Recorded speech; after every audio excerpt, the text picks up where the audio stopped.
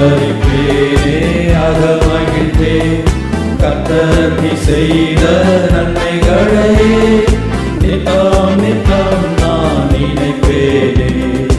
அளவற்ற அன்பினால் அணைப்பவரே, எண்ணற்ற நன்மையால் நிறைப்பவரே, அளவற்ற அன்பினால் அணைப்பவரே, எண்ணற்ற நன்மையால் நிறைப்பவரே, மாசில்லாத நேசரே மகிமை பிரதாபா, பாசத்தாலும் பாதம் பற்றிடுவேனே.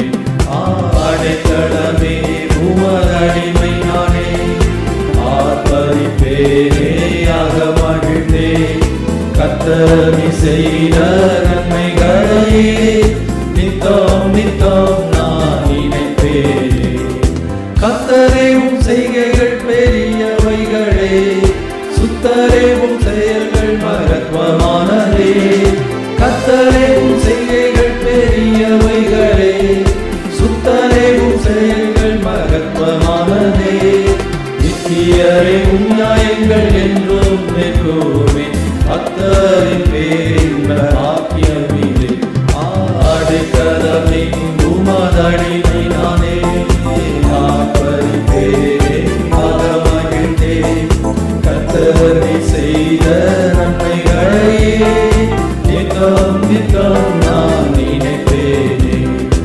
என்னை என்றும் போதித்து நடத்துபவரே, கண்ணை வைத்து ஆலோசனை சொல்லுபவரே, என்னை என்றும் போதித்து நடத்துபவரே, கண்ணை வைத்து ஆலோசனை சொல்லுபவரே, நடக்கும் வழிதனை காட்டுபவரே, நம்பி வந்தோனை கிருபை சூழ்ந்து கொள்ளுதே.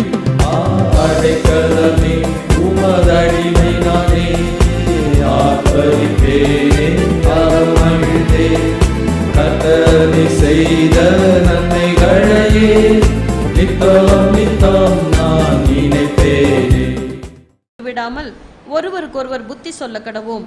நாளானது சமீபித்து வருகிறதை எவ்வளவாய் பார்க்கிறீர்களோ அவ்வளவாய் புத்தி சொல்ல வேண்டும்.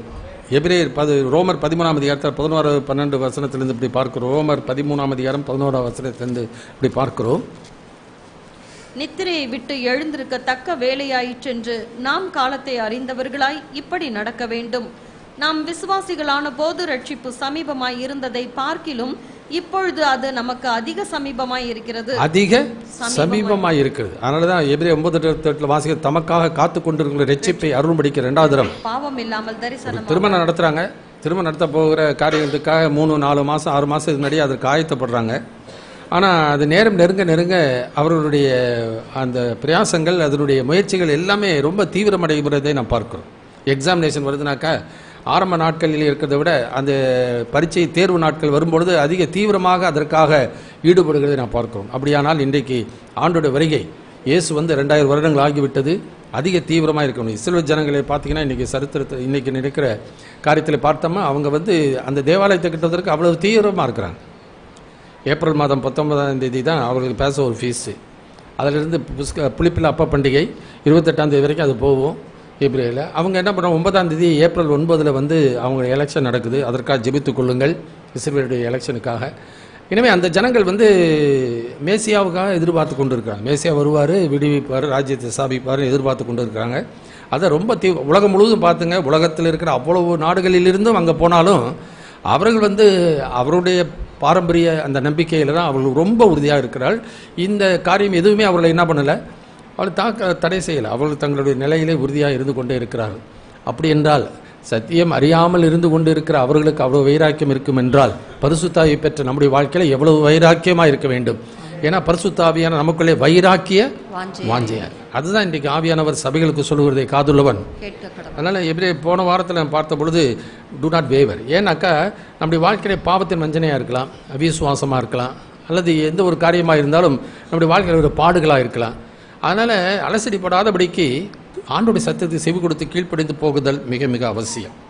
அது இதே எபிரேயர் 12ஆம் வாசிக்கிறோம், விசுவாசி தோக்கிறவரும் முடிக்கிறவருமா இருக்க இயேசுவை நோக்கி நமக்கு நியமித்திருக்கிற ஓட்டத்திலே எனவே ஓட்டப்பந்தயத்தில் ஓடுகிறவன் நிற்கக்கூடாது, தொடர்ந்து ஓடிக்கொண்டே இருக்க வேண்டியது அவசியம். அதுபோல் தான் கிறிஸ்துவ வாழ்க்கையிலே முன்னேறி போய்கொண்டே இருக்க வேண்டியது மிக மிக அவசியம். 4ஆம் அதிகாரத்தில் 5-6 காரியங்களை நாம் பார்க்கிறோம். டெக்ஸ்டுவல் ஸ்டடி முழுவதுமாக, அந்த அதிகாரம் முழுவதுமாய் அதை பகுதியாக பார்க்க ஆவியான உதவி செய்வாராக. 4ஆம் அதிகாரம் முதல் 2 வசனத்தை வாசிக்கலாம். ஆனபடியினாலே அவருடைய இளைப்பாறுதலில் பிரவேசிப்பதற்கு ஏதுவான வாக்குத்தத்தம் நமக்கு உண்டாயிருக்க, உங்களில் ஒருவனும் அதை அடையாமல் பின்வாங்கி போனவனாக காணப்படாதபடிக்கு பயந்திருக்க கடவோம். ஏனெனில் சுவிசேஷம் அவர்களுக்கு அறிவிக்கப்பட்டது போல நமக்கும் அறிவிக்கப்பட்டது. கேட்டவர்கள் விசுவாசம் இல்லாமல் கேட்டபடியினால் அவர்கள் கேட்ட வசனம் அவர்களுக்கு பிரயோஜனப்படவில்லை. இந்த வசனம், இந்த அதிகாரம் ஆரம்பிக்கும் போது ஆனபடியினால் என்றால் அதற்கு முன்னதாக சொல்லப்பட்டிருக்கிற காரியங்களை நாம் கவனித்து பார்க்க வேண்டியது மிக மிக அவசியம். அந்த கடைசி 2 வசனத்தை வாசிக்கிறோம். இன்னும் என்னுடைய இளைப்பாறுதலில் பிரவேசிப்பதில்லை என்று அவர் யாரை குறித்து ஆணையிட்டார்? கீழ்ப்படியாதவர்களை குறித்து அல்லவா? ஆதலால் அவிசுவாசத்தினாலே அவர்கள் அதிலே பிரவேசிக்க கூடாமற் போனார்கள் என்று பார்க்கிறோம்.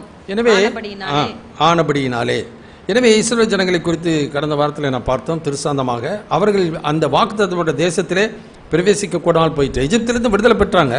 சகடல் வழியாக ஞானஸ்தானம் பெற்றாங்க தான். மேகசம்ம அக்கினி சம்மையினால் வழிநடத்தப்பட்டாங்க தான். தேவன் தான் அவர்களை ரட்சிப்பை கொடுத்தார். ஆனாலும் அவர்கள் அந்த வாக்குத்தத்தப்பட்ட தேசத்திலே போகாமல் போனதற்கு காரணம் அவருடைய அவிசுவாசம், அவருடைய உண்மையற்ற ஒரு நன்றி கெட்ட ஒரு நிலை. இரட்சகரை மறந்து விட்டார்கள். வருகைக்கு ஆயத்தத்தோடு கூட அவர்கள் இருக்கவில்லை. அதனால் ஆனபடியினாலே இன்றைக்கு இருக்கிற நாம், அது எபிரேய நிருபக்காரர் எழுதின அந்த நாட்களில் மாத்திரமல்ல, இன்று அவருடைய சத்தத்தை கேட்பீர்களாக. அது 2 காரியம் வாசி. அவர் அட்டென்ஷன், முதலாவது காரியம், நம்முடைய வாழ்க்கையிலே நம்முடைய கவனம் எதிலே இருக்கிறது, எதிலே நாம் கவனத்தை செலுத்துகிறோம். அது 2 காரியங்கள் வாசிக்கிறோம். அவர் ஆப்பர்ச்சுனிட்டி அண்ட் அவர் ஒபீடியன்ஸ். அவர் ஆப்பர்ச்சுனிட்டினா நமக்கு கிடைக்கிற சந்தர்ப்பம். வென்னெவர் காட் ஸ்பீக்ஸ் டு அஸ், அதான் ஆப்பர்ச்சுனிட்டி. ஏன்னா எபிரேயர் 3:7 வாசி, இன்று அவருடைய சத்தத்தை கேட்பீர்களாகில். சுவிசேஷம் அவர்களுக்கு அறிவிக்கப்பட்டது போல நமக்கும் அறிவிக்கப்பட்டது. அப்போ கேட்கிறவர்கள் எப்படி நாம் கேட்கிறோம்? ஆண்டவர் மத்தேயு 13ஆம் அதிகாரத்தில் விதைக்கிறவனுடைய ஓமையை பற்றி சொன்னார். விதைக்கும் பொழுது வழியருகே விதைக்கப்பட்டது, அது பிசாசானவன் அதை பொறிக்க போடுகிறான். ஏனெனில் கேட்கும் பொழுது உணர்வில்லாமல் கேட்கிறபடியினால். ஏன்னா நோவாவின் நாட்களில் நடந்தது போலவே மனுஷகுமாரன் வரும் காலத்தில் நடக்கும். வெள்ளம் கொண்டு போகும் மட்டும் உணராதிருந்தார்கள். அப்போ உண்மையிலே நம்முடைய வாழ்க்கையிலே நாம் சத்தியத்தை, ஆண்டவருடைய ஆலோசனைகள், அது பிரசங்கத்தின் மூலமாகவோ வேத வசனத்தின் மூலமாகவோ அல்லது உலகத்தில் நடக்கிற சம்பவங்களின் மூலமாகவோ நம்ம வாழ்க்கையிலே நடக்கும்போது இயற்கையில் நடக்கிற காரியங்களாக இருந்தாலும் ஆண்டவர் அநேக அடையாளங்களை முன்னதாக நமக்கு எழுதி வைத்திருக்கிறார். அப்போ இவைகளெல்லாம் பார்க்கும் பொழுது, இவைகள் சம்பவிக்க தொடங்கும் பொழுது உங்கள் மீட்பு சமீபமாக இருக்கிறபடினாலே உங்கள் தலைகளை நிமிர்த்தி என்று இயேசு சொல்லுகிறார். அப்போ நாம் எவ்வளவு கவனம் உள்ளவர்களாய் காலத்தை நாம் புரிந்து கொள்ளுதல் அவசியம். எனவே கடைசி நாட்களிலே கொடிய காலங்கள் வரும் என்று, கொடிய காலங்கள் நமக்கு தான் வரப்போதும் இல்லை, முன்னாடி ஏற்கனவே ஆதி திருச்சபை நாட்களில் வந்தது. ஏறக்குறைய 300 வருடம் சபையானது சிதறப்பட்டு கிடந்தது. அதுக்கப்புறம் கள்ள போதகங்கள் சபைக்குள்ளே வர ஆரம்பிச்சிருச்சு. கள்ள சபைகள், கள்ள ஊழியர்கள்லாம் வர ஆரம்பிச்சிட்டாங்க. இன்றைக்கி கடைசி நாட்களிலே இதுவரைக்கும் சம்பவித்திராதமான உபத்திரமும் இனி வரப்போகிற காலமாக இருக்கிறது. எனவே கட்டுப்படுத்த முடியாத காலங்கள். இன்றைக்கி செய்தித்தாள்களை பார்த்தீங்கன்னாக்கா எந்த அளவுக்கு கட்டுப்படுத்த முடியாத அளவுக்கு இச்சை அடக்கம் இல்லாதவர்களாய், இச்சை அடக்கம் இல்லாதவர்களாய் இருப்பார்கள்னு சொல்கிறேன். நான் 6 மாத குழந்தை கற்பழிப்பான் அவனை வச்சு பேப்பரில், 2.5 வயசு பிள்ளையை கற்பழிக்கிறது. இன்றைக்கி இதெல்லாம் பேப்பரில் வருது. பேப்பரில் வராமல் இருக்கிறது எவ்வளவு. அதனால இன்றைக்கி நடக்கிற ஒவ்வொரு ஊர்களையும் நடக்கின்ற, ஒரு ஊரில் தான் நடந்துச்சுனாக்கா பொள்ளாச்சி நடந்துச்சுன்னா சேலத்திலேருந்து வெளியில் வருது நியூஸ். இந்த மாதிரி ஒவ்வொரு ஊர்களிலும் இன்றைக்கி நடக்கும். இதெல்லாம் என்னாக்கா இனிமேல் போக போக இதை விட கொடூரமாக நடக்கும். அக்கிரமம் அப்படிப்பட்ட ஒரு காலத்திற்குள்ளாக நான் வரப்போகிறோம் என்பதை முன்னதாகவே ஆண்டவர் எழுதி வைத்திருக்கிறார். ஸோ அட்டென்ஷன் இஸ் வெரி, கவனம் நமக்கு அவசியம். ஏன்னா நாம் கேட்கிறது, எதை கேட்கிறோம்? ஏதோ ஒரு நேரம் போக்குறதுக்காக சினிமா ஓட்டையில் வந்து கேட்கல, கர்த்தருடைய வார்த்தையை நாம் கேட்கிறோம். எனவே கேட்கிற விதத்தை குறித்து கவனமாக இருங்கள் என்று சொல்லி இயேசு கிறிஸ்து சொல்லுகிறார்.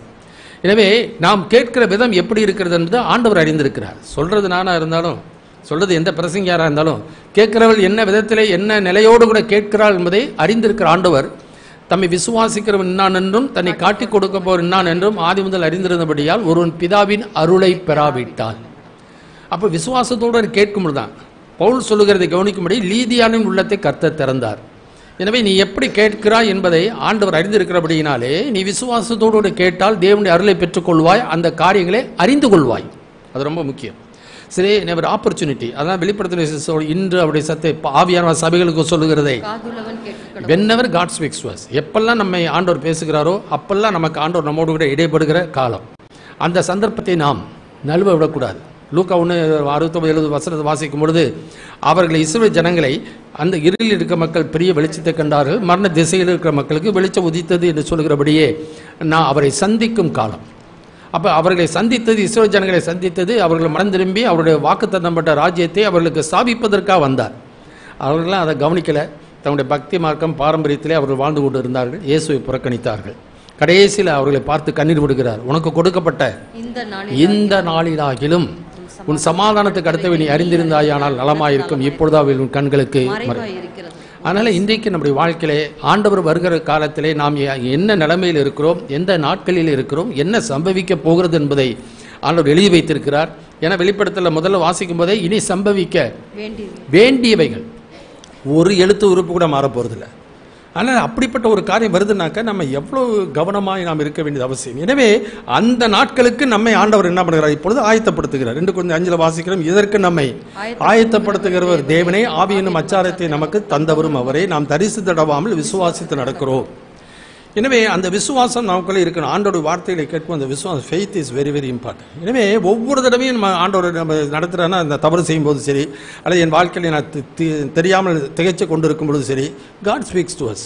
அந்த வாழ்க்கை எப்படி எதிராளியை நாம் மேற்கொள்ள வேண்டும், என்ன விதத்தில் மேற்கொள்ள வேண்டும், எப்படி மேற்கொண்டால் அவனை நாம் ஜெயித்து நாம் வெற்றி பெற முடியும், எந்த சந்தர்ப்பத்திலே நாம் நடந்து கொள்கிறேன், நான் உனக்கு போதித்து நடக்க வேண்டிய வழியை உனக்கு உண்மையிலே கண்ணை வைத்து உனக்கு.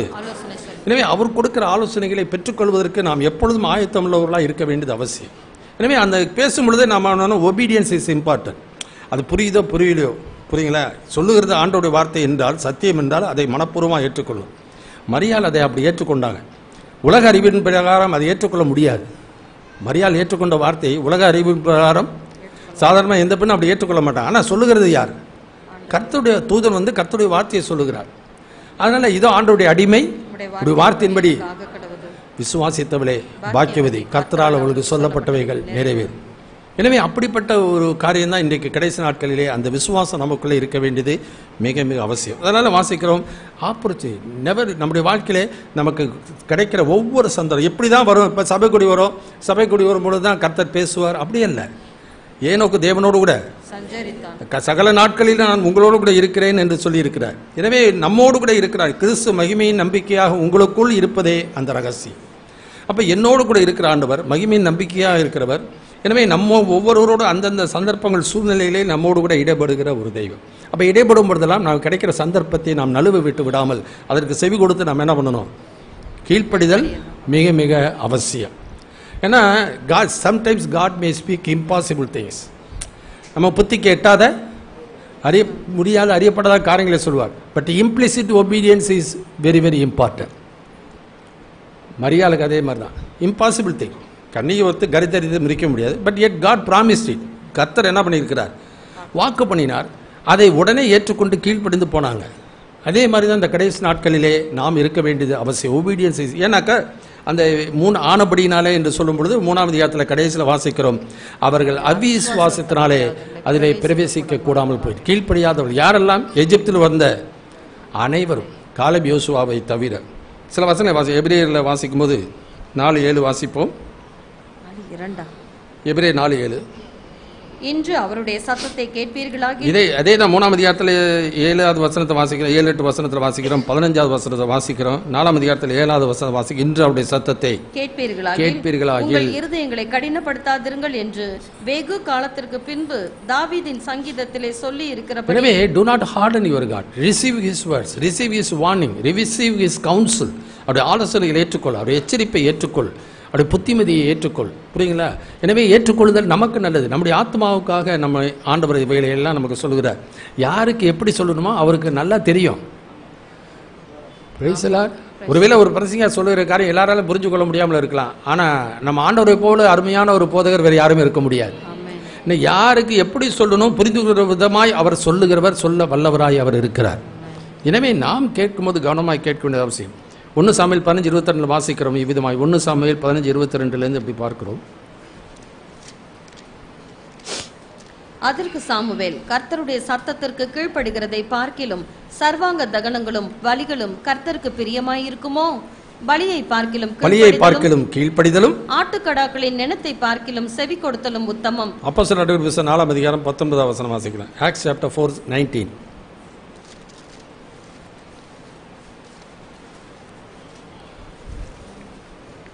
பேதுருவும் யோவானும் அவர்களுக்கு பிரதியுத்தரமாக, தேவனுக்கு செவி கொடுக்கிறதை பார்க்கிலும் உங்களுக்கு செவி கொடுக்கிறது தேவனுக்கு முன்பாக நியாயமாய் இருக்குமோ என்று நீங்களே நிதானித்து பாருங்கள். அவங்க தான் அதிகாரத்தில் இருக்கிறாங்க. அவங்க நினைச்சாங்கன்னா தீர்மானம் பண்ணாக்கா இவங்களை விடுதலையும் பண்ணலாம் அல்லது சிறைச்சாலையில் வைக்கலாம். அதுக்காக அவங்க சொல்றதுக்கெல்லாம் கேட்கணும்னு அவசியமா? நீங்களே சொல்லுங்க, உங்களுக்கு செவி கொடுக்கறதா ஆண்டவருக்கு செவி கொடுக்கறதா எது முக்கியம்? அதே 5ஆம் அதிகாரத்தில் 29ஆம் வசனம் 30ஆம் வசனம் வாசிக்கலாம். அப்போஸ்தலர் நடபடிகள் புத்தகம் 5ஆம் 29-30. பேதுருவும் மற்ற அப்போஸ்தலரும் மனுஷருக்கு கீழ்ப்படுகிறதை பார்க்கிலும் தேவனுக்கு கீழ்ப்படுகிறதே அவசியமாயிருக்கிறது. நீங்கள் மரத்திலே தூக்கி கொலை செய்த இயேசுவை நம்முடைய பிதாக்களின் தேவன் எழுப்பி இஸ்ரவேலுக்கு மனம் திரும்புதலையும் பாவ மன்னிப்பையும் அருளுகிறதற்காக அவரை அதிபதியாகவும் இரட்சகராகவும் தமது வலது கரத்தினாலே உயர்த்தினார். எனவே அவர்கள் செய்த தவறுகள் இன்னைக்கு இருக்கிற நிலைமை. எனவே அந்த தவறுகளில் இருந்து அவர் உணர்ந்து மனம் திரும்புவதற்கு ஏற்ற வார்த்தைகளை அவர்களுக்கு சொல்லுகிறார்கள். அவங்க என்ன சொல்றாங்க? நாங்க சொல்றதை நீ கேளுன்றாங்க. ஆனா நீ சொல்றதை நான் கேட்கிறதா அல்லது ஆண்டவர் சொன்ன வார்த்தையை நீங்க கேட்கிறதா என்று சொல்லி தான் அவர்களுக்கு சொல்லுகிறதை நான் பார்க்கிறோம். இந்த கடைசி நாட்களிலே அதே தான் ஆண்டவர் எல்லா விசுவாசிகளுக்கும் தனிப்பட்ட முறையிலும் சரி, எல்லா சபைகளுக்கும் சரி. 1 பேதுரு புத்தகம் 2ஆம் அதிகாரம் 7-8 வசனத்தை இப்படி வாசிக்கிறோம். 1 பேதுரு 2ஆம் அதிகாரம் 7-8 வசனம். ஆகையால் விசுவாசிக்கிற உங்களுக்கு அது விலையேற பெற்றது. கீழ்ப்படியாமல் இருக்கிறவர்களுக்கோ வீட்டை கட்டுகிறவர்களால் தள்ளப்பட்ட பிரதான மூளைக்கல்லாகிய அந்த கல் இடறுதற்கேதுவான கல்லும் விழுதற்கேதுவான கண்மலையும் ஆயிற்று. அவர்கள் திருவசனத்திற்கு கீழ்ப்படியாதவர்களாய் இருந்து இடறுகிறார்கள். அதற்கென்றே நியமிக்கப்பட்டவர்களாய் இருக்கு. அப்ப ஒவ்வொரு விசுவாசிகளுக்கும், ஒவ்வொரு ஸ்தாபனங்களுக்கும் சரி, ஒவ்வொரு விசுவாசிகளுக்கும் ஊழியராக இருந்தாலும் எந்த விசுவாசியாக இருந்தாலும் அவரவர்களுக்கு ஆண்டவர் என்ன பண்ணுவார்? வசனத்தை முன்னாடி வைப்பார். நீ அதுக்கு கீழ்ப்படியாததும் உன் கையில் இருக்கு. நீ கீழ்ப்படைஞ்சா ரட்சிக்கப்படுவாய், கீழ்ப்படையாவிட்டால் இடறி போவாய். எனவே ராக் ஆஃப் அஃபென்ஸ் சொல்லுவாங்க. இடதலின் கல்லை ஆண்டவர் ஒவ்வொரு விசுவாசிகளுக்கும் வைக்கக்கூடிய ஒரு காலம். இடரில் வருகிறது அவசியம்தான். ஆனால் எவனால் இடரில் வருகிறதோ அவனுக்கு ஐயோ. அது தவறு செய்கிறதை பார்த்து ஒருவன் இடறி போவானால் அவனுக்கு ஐயோ, புரியுதா? ஆனால் என்னிடத்தில் இடரல் அடையாது இருக்கிறவன் பாக்கியவான். வசனத்துக்கு நாம் என்ன பண்ணிடக்கூடாது? இடறி விடக்கூடாது. வசனத்துக்கு நாம் கீழ்ப்படிய வேண்டியது அவசியம். So give attention. அவருடைய அட்டென்ஷன் முதலாவது நம்முடைய கவனத்தை குறித்து நான் பார்ப்போம். அதனால தான் சுவிசேஷம் அவர்களுக்கு அறிவிக்கப்பட்டது போல நமக்கு கேட்டவர்கள் விசுவாசம் இல்லாமல் கேட்டபடியினாலே அவர்கள் கேட்ட வசனம் அவர்களுக்கு பிரயோஜனம் இல்லாமல் போயிற்று. 2வது காரியம் வாசிக்கிறோம் 4ஆம் அதிகாரத்தில் 3-4-5. எபிரேயர் 4ஆம் அதிகாரம் 3-4-5. விசுவாசித்தவர்களாகிய நாமோ அந்த இளைப்பாறுதலில் பிரவேசிக்கிறோம். அவருடைய கிரியைகள் உலக தோற்றம் முதல் முடிந்திருந்தும் இவர்கள் என்னுடைய இளைப்பாறுதலில் பிரவேசிப்பதில்லை என்று என்னுடைய கோபத்திலே ஆணையிட்டேன் என்றார். மேலும் தேவன் தம்முடைய கிரியைகளை எல்லாம் முடித்து 7ஆம் நாளிலே ஓய்ந்திருந்தார் என்று 7ஆம் நாளை குறித்து ஓரிடத்தில் சொல்லி இருக்கிறார். அன்றியும் அவர்கள் என்னுடைய இளைப்பாறுதலில் பிரவேசிப்பதில்லை என்றும் அந்த இடத்திலே தானே சொல்லி இருக்கிறார். அவர் அப்ரஹென்ஷனாக்கா நம்முடைய புரிந்து கொள்ளுதலை குறித்து இங்கு நாம் கவனிக்க வேண்டிய காரியங்கள். புரிந்து கொள்ளுதல் எப்படி புரிந்து கொள்கிறோம்? ஏன்னாக்கா இந்த ஆண்டவர் சொல்லுகிற இந்த ஓய்வு நாளை குறித்து புரிந்து கொள்ளாததுனாலே ஒரு பெரிய ஸ்தாபனமே உலகம் முழுசு இருக்கு. புரியுங்களா? ஓய்வு நாளை குறித்து வாசிக்கிறோம்.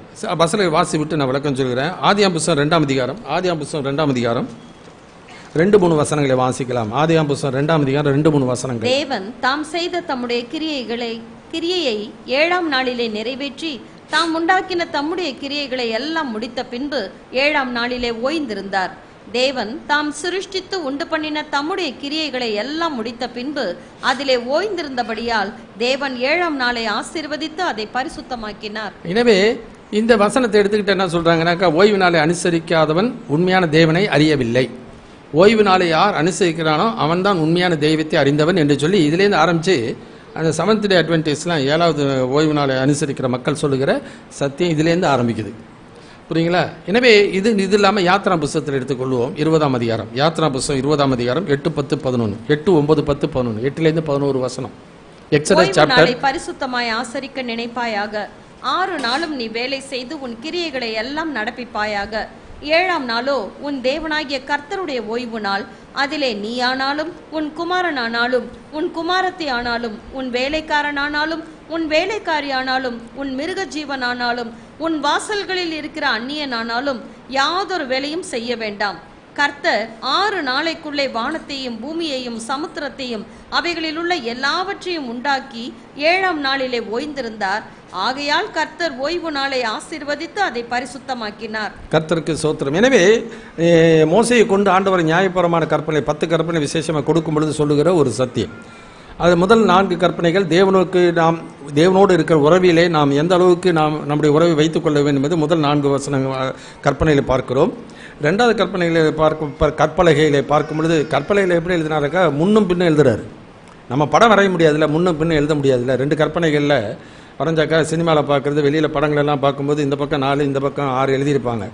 ஆனால் பைபிளை நல்லா படித்தவங்க முன்னும் பின்னும் எழுதியிருக்கிறார். சரி, அப்போ பின்னதாக இருக்கிற 2வது பகுதி 6 கற்பனைகள் மனிதனோடு இருக்கிற உறவுகளிலே ஆண்டவர் நம்ம கொடுத்திருக்கிற கற்பனைகளை குறித்து நாம் பார்க்கிறோம். அதில் தேவனோடு இருக்கிற உறவுகளிலே நாம் 4வது கற்பனையாக சொல்லப்படுகிறது தான் ஓய்வு நாள். எனவே ஓய்வு நாளை பரிசுத்தமாய் அனுசரிக்க மறவாது இருப்பாயாக. அப்போ மற்ற நாள்லாம் அசுத்தமாக அனுசரிக்கலாமா? ஒரு காமன் சென்ஸ் வேணும். அதை எதற்காக ஆண்டவர் இதை ஏற்படுத்தினார்? மார்க் எழுதின சுவிசேஷம் எடுத்துக்கொள்வோம். மார்க் எழுதின சுவிசேஷம் 2ஆம் அதிகாரம் 27-28 வசனத்தை வாசிக்கலாம். மார்க் எழுதின சுவிசேஷம் 2ஆம் அதிகாரம் 27-28 வசனம். பின்பு அவர்களை நோக்கி, மனுஷன் ஓய்வு நாளுக்காக உண்டாக்கப்படவில்லை. மனுஷன் ஓய்வு நாளுக்காக உண்டாக்கப்படவில்லை, ஓய்வு நாள் மனுஷனுக்காக உண்டாக்கப்பட்டது. யாருக்காக அதை கொடுத்தார்? மனுஷனுக்காக கொடுத்தார். Take rest. உன்னுடைய சரீரத்திற்கு ஓய்வு வேணும். இஸ்ரவேல் ஜனங்களுக்கு பார்த்தீங்கன்னாக்கா தேசத்திலே நிலங்களுக்கு ஓய்வு கொடுத்தார். புரியுங்களா? 6 வருஷம் நீ விவசாயம் பண்ணலாம், 7வது வருஷம் நிலத்துக்கு என்ன கொடுக்கணும்? ரெஸ்ட் கொடுக்கணும். ஆண்டவர் அந்த மாதிரி 7 ஆண்டுகள் செய்த 49 50 வருஷம் ஜூபிலி இயர் அன்றைக்கு எல்லாத்தையும் விடுதலை செஞ்சிரு அப்படின்ற. இதெல்லாம் பார்த்தீங்கன்னா ஆண்டவர் இதற்கெல்லாம் செய்வதற்கு ஒரு நோக்கம் உண்டு. அந்த நோக்கத்தை நாம் புரிந்து கொள்ளுதல் மிக மிக அவசியம். சாபாட்டிக்கல் ரெஸ்ட் அதான் வாசிக்கிறோம். சாபாட்டிக்கல் ரெஸ்ட்னா ஓய்வு நாள் இளைப்பாறுதலும், செயின்ஸ் ரெஸ்ட் அதாவது பரிசுத்தவான்களுக்கு கிடைக்க போகிற ஒரு இளைப்பாறுதலை குறித்து நாம் புரிந்து கொள்ளுதல் மிக மிக அவசியம். இதை புரிந்து கொள்ளாதபடினால்தான் அதே ஒரு சட்டமாக வச்சுட்டு ஓய்வு நாள் 7வது நாள் வாரத்தின் முதல் நாள் ஞாயிற்றுக்கிழமை வருது, அதனால் 7வது நாள் சனிக்கிழமை வருது, அதனால் 7வது நாள் ஓய்ந்திருக்கணும். ஓய்னா சரீரத்துக்கு ஓய்வு கொடுக்குன்னு சொல்கிறேன். அப்போ அந்த நாளை மட்டும் பரிசுத்தமாக்கிட்டாருன்னா மற்ற நாள் அசுத்தமாக்கலை. நல்லா கவனிச்சுட்டே வரணும். இப்போ நம்ம இப்போ ஞாயிற்றுக்கிழமை சபை கூடி வருகிறோம். நீங்கள் மிடில் ஈஸ்ட்லலாம் போய் பார்த்தீங்கன்னாக்கா வெள்ளிக்கிழமை சபை கூடி வருவாங்க. அப்போ எது இப்போ ஓய்வு நாள் என்பது இவங்க ஞாயிற்றுக்கிழமை முக்கியம் இல்லை, அவங்களுக்கு வெள்ளிக்கிழமை முக்கியம் இல்லை, சனிக்கிழமை தான் அவங்களுக்கு முக்கியம். ஏன்னா அந்த கொள்கை உடையவர்களாக இருக்கிறபடினாலே மற்ற அந்த நாளில் ஒரு வேலையும் அவங்க செய்ய மாட்டாங்க. ஆனால் அதை முக்கியத்துவப்படுத்தி சட்டத்திட்டங்களான நியாயப்பிரமாணத்தின் காரியங்களை எதற்காக கர்த்தர் கொடுத்தார் என்பதை உணர்ந்து கொள்ளாமல் அவர்கள் வெளிப்புறமான சடங்காக தான் அவர்கள் கடைபிடித்தார்கள் ஒழிய சத்தியத்தை அறிந்து கொள்ளவில்லை. வாசிக்கலாம். கொலோசியருக்கு நிருபம் 2ஆம் அதிகாரம் 17-18 வசனம். Colossian chapter 2 verse 17 and 18. அவைகள் வரும் காரியங்களுக்கு நிழலாய் இருக்கிறது. அது முதன காரியம். ஒரு 16 போஜனத்தையும் பானத்தையும் குறித்தாவது, பண்டிகை நாளையும் மாத பிறப்பையும் ஓய்வு நாட்களையும் குறித்தாவது ஒருவனும் உங்களை குற்றப்படுத்தாதிருப்பானாக. அவைகள் வரும் காரியங்களுக்கு நிழலாய் இருக்கிறது. அவைகளின் பொருள் கிறிஸ்துவை பற்றியது. அவைகளின் பொருள் கிறிஸ்துவை பற்றியது. அப்ப வரும் காரியங்களுக்கு நிழல். எனவே பழைய ஏற்பாட்டில் சொல்லப்பட்ட காரியங்கள் எல்லாம் நிழல் என்று சொல்லி ஆண்டவர் சொல்ல. இதற்கெல்லாம் ஒரு இப்போ உதாரணத்துக்கு சொன்னாக்கா ஓய்வு நாள் மாத்திரமில்லை. இப்போ பொதுவாக சபைகள்னு சொல்லும்போது என்ன பண்ணுவாங்க? இயேசுவின் ரத்தத்தினால மீட்டெடுக்கப்பட்டவர்கள் சபையில் என் சபையை நான் கட்டுவேன், பாதாளத்தின் வாசல்கள் மேற்கொள்ளப்படாது. அதனால் இயேசு எப்போ அடிக்கப்பட்டார்? 2000 ஆண்டுகளுக்கு முன்னதாக கல்வாரியில் அடிக்கப்பட்டார். எனவே இயேசு அடிக்கப்பட்ட பின்னதாக யாரெல்லாம் இயேசு ஏற்றுக்கொள்கிறார்களோ அவர்கள்தான் சபைக்குள்ளே இருக்கிறாங்க அப்படின்றது இது எல்லா பொதுவாக பிரதானமான சபைகளிலே இருக்கிற கொள்கை. ஆனால் ஆண்டவருடைய திட்டம் என்ன? What is God's plan? What was in God's vision? ஆண்டவருடைய தரிசனத்தில் அவருடைய வியூ என்ன? வெளிப்படுத்தல் 13:8 இப்படி வாசிக்கிறோம். உலக தோற்றம் முதல் அடிக்கப்பட்ட ஆட்டுக்குட்டியினுடைய ஜீவ புஸ்தகத்திலே பெயரிடப்பட்டவர்கள்.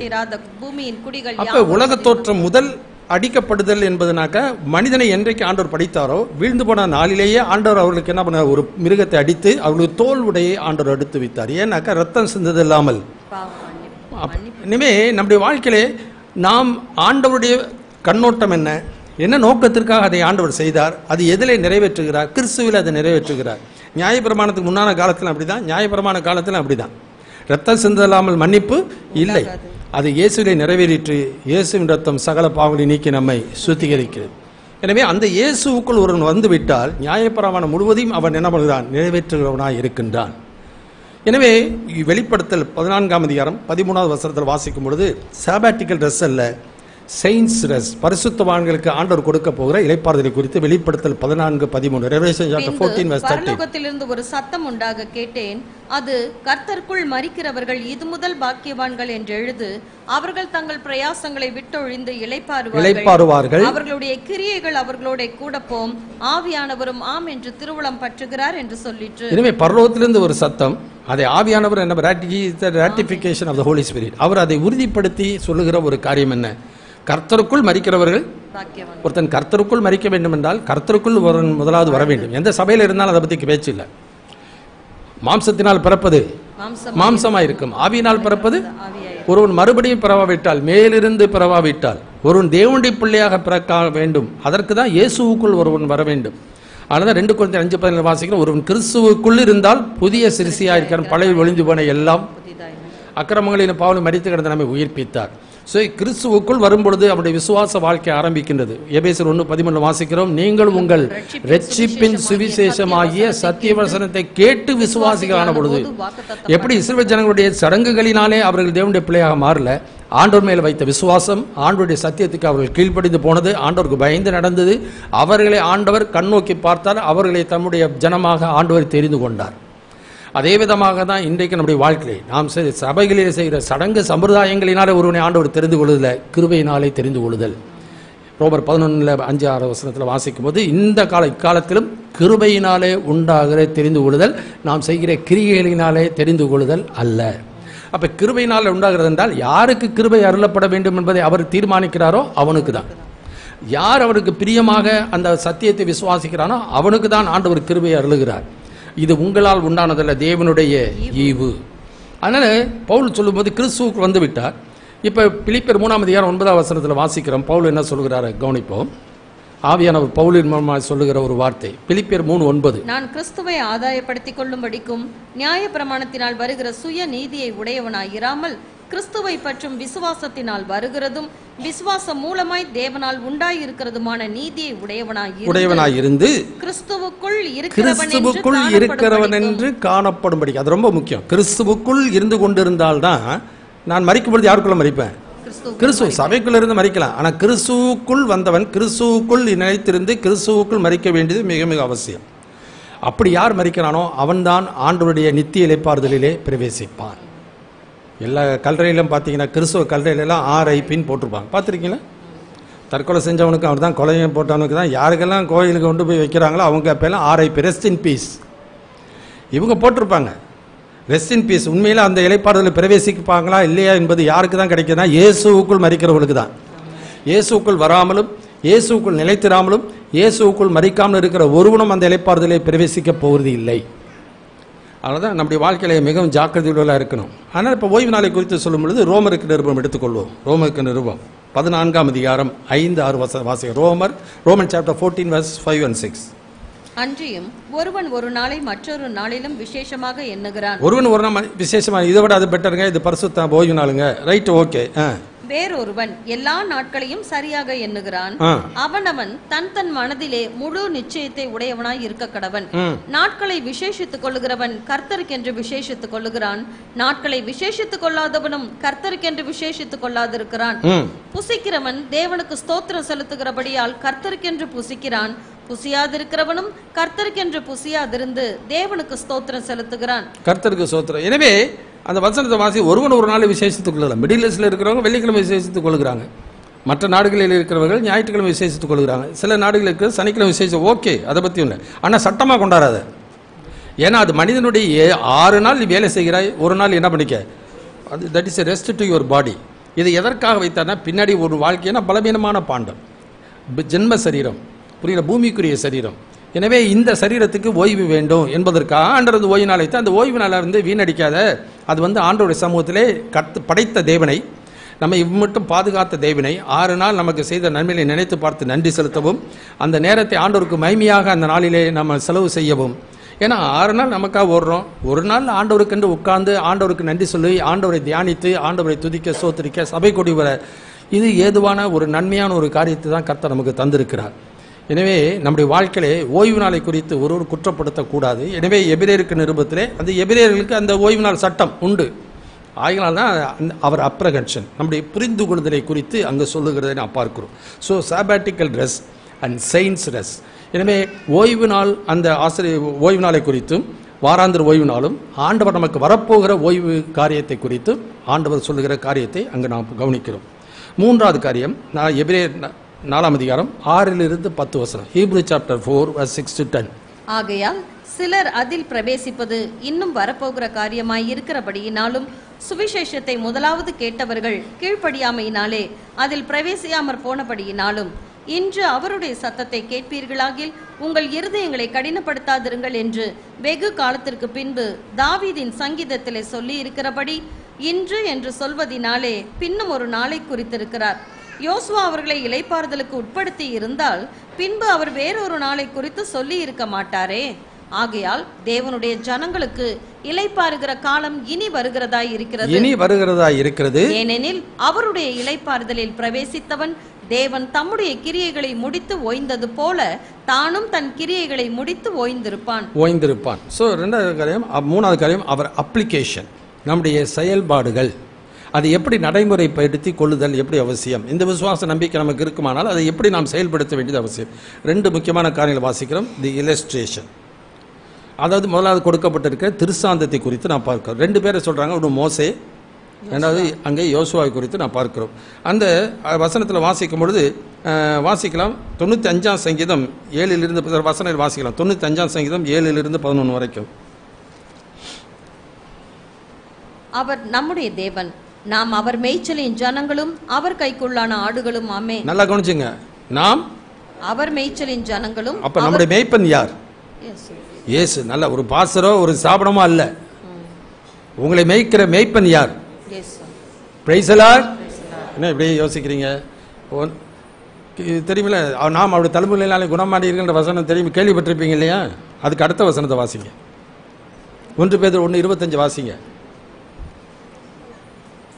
1 பேதுரு 2:25. சார் 1 பேதுரு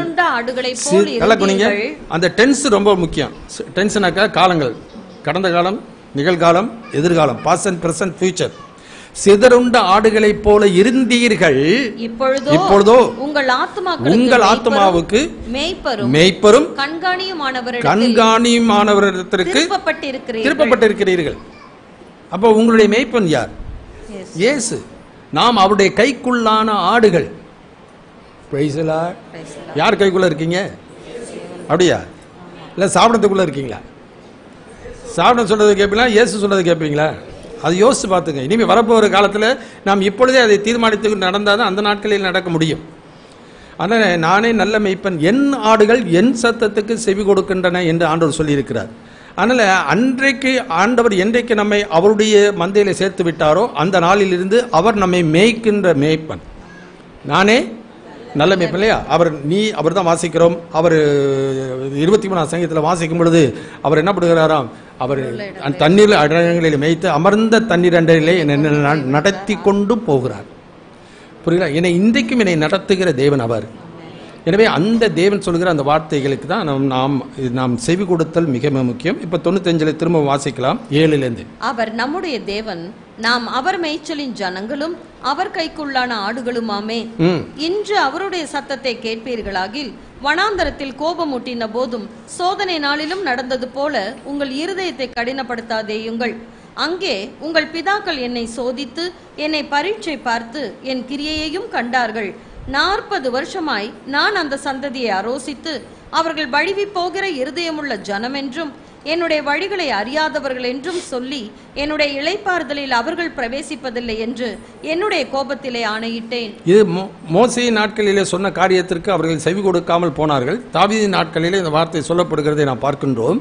எனவே இன்று அவருடைய சத்தத்தை கேட்பீர்களாகில் என்று சொன்ன அடுத்த வசனத்தில் யோசுவாவை குறித்து நாம் பார்க்கிறோம். இப்போ அதான் வாசிக்கிறோம். அடுத்த ஒரு ரிலேஷனா யோசுவா. இப்போ மோசேக்கு அப்புறம் யோசுவா என்ன பண்ணுகிறார்? யோர்தானை கடந்து இஸ்ரவேல் ஜனங்களை வாக்குத்தத்தம் தேசத்திலே கொண்டு போய் குடியிருக்க பண்ணுகிறார். அப்போ குடியிருக்க பண்ண தேசம் அமைதலாயிற்று. ஆனால் என்ன நடந்தது? அந்த இளைப்பாறுதலே அவர் நிலைத்திருந்தார்களா? அந்த இளைப்பாறுதல் அவர்களுக்கு கிடைச்சதா? தேவன் அவர்களை கொண்டு போய் சேர்த்திருந்தும் ஏன் அந்த இளைப்பாறுதல் அவர்களுக்கு கிடைக்கவில்லை? அதை நாம் சிந்தித்து பார்த்தல் மிக மிக முக்கியம். உதாரணம் வாசிக்கலாம். என்னாகும் புஸ்தகத்தில் முதல்ல யாத்ராமம் 17:1-4 வரைக்கும் வாசிக்கலாம். சில வசனங்களை வாசிப்போம். யாத்ராமம் புஸ்தகம் 17ஆம் அதிகாரம் 1-4 வரைக்கும். பின்பு இஸ்ரவேல் புத்திரராகிய சபையார் எல்லாரும் கர்த்தருடைய கட்டளையின்படியே சீன் வனாந்தரத்திலிருந்து புறப்பட்டு பிரயாணம் பண்ணி ரெவிதீமிலே வந்து பாளையம் இறங்கினார்கள். அங்கே ஜனங்களுக்கு குடிக்க தண்ணீர் இல்லாதிருந்தது. அப்பொழுது ஜனங்கள் மோசேயோட வாதாடி, நாங்கள் குடிக்கிறதற்கு எங்களுக்கு தண்ணீர் தர வேண்டும் என்றார்கள். அதற்கு மோசே, என்னோட ஏன் வாதாடுகிறீர்கள்? கர்த்தரை ஏன் பரீட்சை பார்க்கிறீர்கள்? யாரை பரீட்சை பார்க்கறாங்களா? கர்த்தரை. இப்ப நம்ம யார் மேல குறை சொல்லிட்டு இருக்கோம்? இன்னைக்கு மற்றவங்களை சொல்லிட்டு இருக்கோம். மற்றவங்க பாசர் அவங்க ரட்சகர், ஒரு சாபனமா அவங்களை ரசிக்க போகுது, இல்ல அந்த சகோதரன் அவங்களை ரசிக்க போறாரு. நான் பிரதர்கிட்ட இன்னைக்கு 50 ரூபா 5 லட்ச ரூபா கேட்டேன், அவர் தரவே இல்லை. என்ன கொஞ்சம் கூட அவருக்கு என்ன இல்லை? அன்பு இல்லை. அவரு நான் உனக்கு வச்சுக்கிற ரட்சகர் அவரு. நான் சொல்ற புரியுதுங்களேன்? நம்ம விரும்புறத ஒருத்தர் தரலன்னா உடனே என்ன பண்ணுவாங்க? அவர் மேல குறை சொல்றாங்க. நாம விரும்புறதெல்லாம் அவர் செய்யணும் அப்படின்ட்டு எதிர்பார்க்க. இதே காரியம் தான் இன்றைக்கு ஆண்டவரிடத்தில் எதிர்பார்க்கிற மக்கள். நாம் விரும்புகிற காரியமா கர்த்தர் தமக்கு சித்தமானதை நம்முடைய வாழ்க்கையில செய்ய வேண்டுமா? யாருக்கு செவி கொடுக்கிறோம்? யார் நமக்கு கீழ்ப்படுகிறோம்? எதற்காக இந்த உலகத்தில் நாம் கிறிஸ்தவர்களாய் வாழ்கிறோம்? எதற்காக கர்த்தர் நம்மை அழைத்தார்? இம்மைக்காக மாத்திரம் கிறிஸ்து இயேசுவின் மேலே நம்பிக்கை உள்ளவர்களாக இருந்தால் மற்ற எல்லாரும் காட்டில் என்ன பண்ணுவோம்? ஏன்னா இவர்களை எஜிப்திலிருந்து அழைத்து கொண்டு வந்தது கர்த்தர் என்கிற உணர்வு அவர்களுக்கு இல்லை. புரியுதுங்களா? ஏன்னா சொல்லும்போது சொல்லுகிறாங்க, எஜிப்திலிருந்து நம்மை அழைத்து கொண்டு வந்த மோசேக்கு என்ன சம்பவித்ததோ. ஏன் மோசே தானே கோலை வாங்கி செங்கடல் அடிச்சாரு? மோசே தானே கோலை தூக்கி போட பாம்பாச்சு? மோசே தானே தவளையை கொண்டு வந்தாரு? மோசே தானே கல்மனை விட்டார்? அப்ப யார் தான் செஞ்சது? அப்படிதான் நினைச்சார்கள் ஒழிய தங்கள் இரட்சகராகிய தேவனை மறந்தார். இன்னைக்கு அப்பிரசத்துல ஒவ்வொரு வாரமும் நினைச்சுங்க, அந்த உன்னுடைய இரட்சகர் யார்? உன்னை யார் கைக்குள்ளான ஆடாய் நீ இருக்கிறாய்? இன்னைக்கு ஒரு சம்பவம் உன் வாழ்க்கையில் நடக்கும் பொழுது நீ மனிதனை பார்க்கிறாயா, அல்லது மனிதனை குறை சொல்கிறாயா, அல்லது தேவனை குறை சொல்கிறாய்? இது ஜென்ம சுவாபம். ஆதாமே எங்கே இருக்கிறாய்? நான் நிர்வாணியா இருக்கிறேன். நிர்வாணி என்று உனக்கு சொன்னது யார்? புசிக்க வேண்டாம் என்று சொன்ன கனியை புசித்தாயோ? நீர் உண்டாக்கின பெண் கொடுத்தால் சாப்பிட்ட. ஏம்மா நீ என்னம்மா? சர்ப்பம் வஞ்சித்தது. இன்றைக்கு சாக்கு போக்கு சொல்லுகிறோமே ஒழிய ஆண்டவருடைய சத்தத்துக்கு நாம் கீழ்ப்படியாமல் போய் கர்த்தர் விரோதமாய் முறுமுறுக்கிறோம், பரீட்சை பார்க்கிறோம், சந்தேகப்படுகிறோம், கீழ்ப்படியாமல் போகிறோம். இதெல்லாம் நம்முடைய வாழ்க்கையிலே ஒருபோதும் நடக்கக்கூடாத ஒரு காரியம். நாம் தேவன் யார், என்னுடைய இரட்சகர் யார் என்பதை நாம் அறிந்திருந்தோமானால் காலேப் யோசுவாவை போல இருப்போம். அத்தனை லட்சம் ஜனங்களுக்கு மத்தியிலும் காலேப் யோசுவா அவர்கள் ஆண்டவர் மேலே நம்பிக்கை வைத்தார்கள்.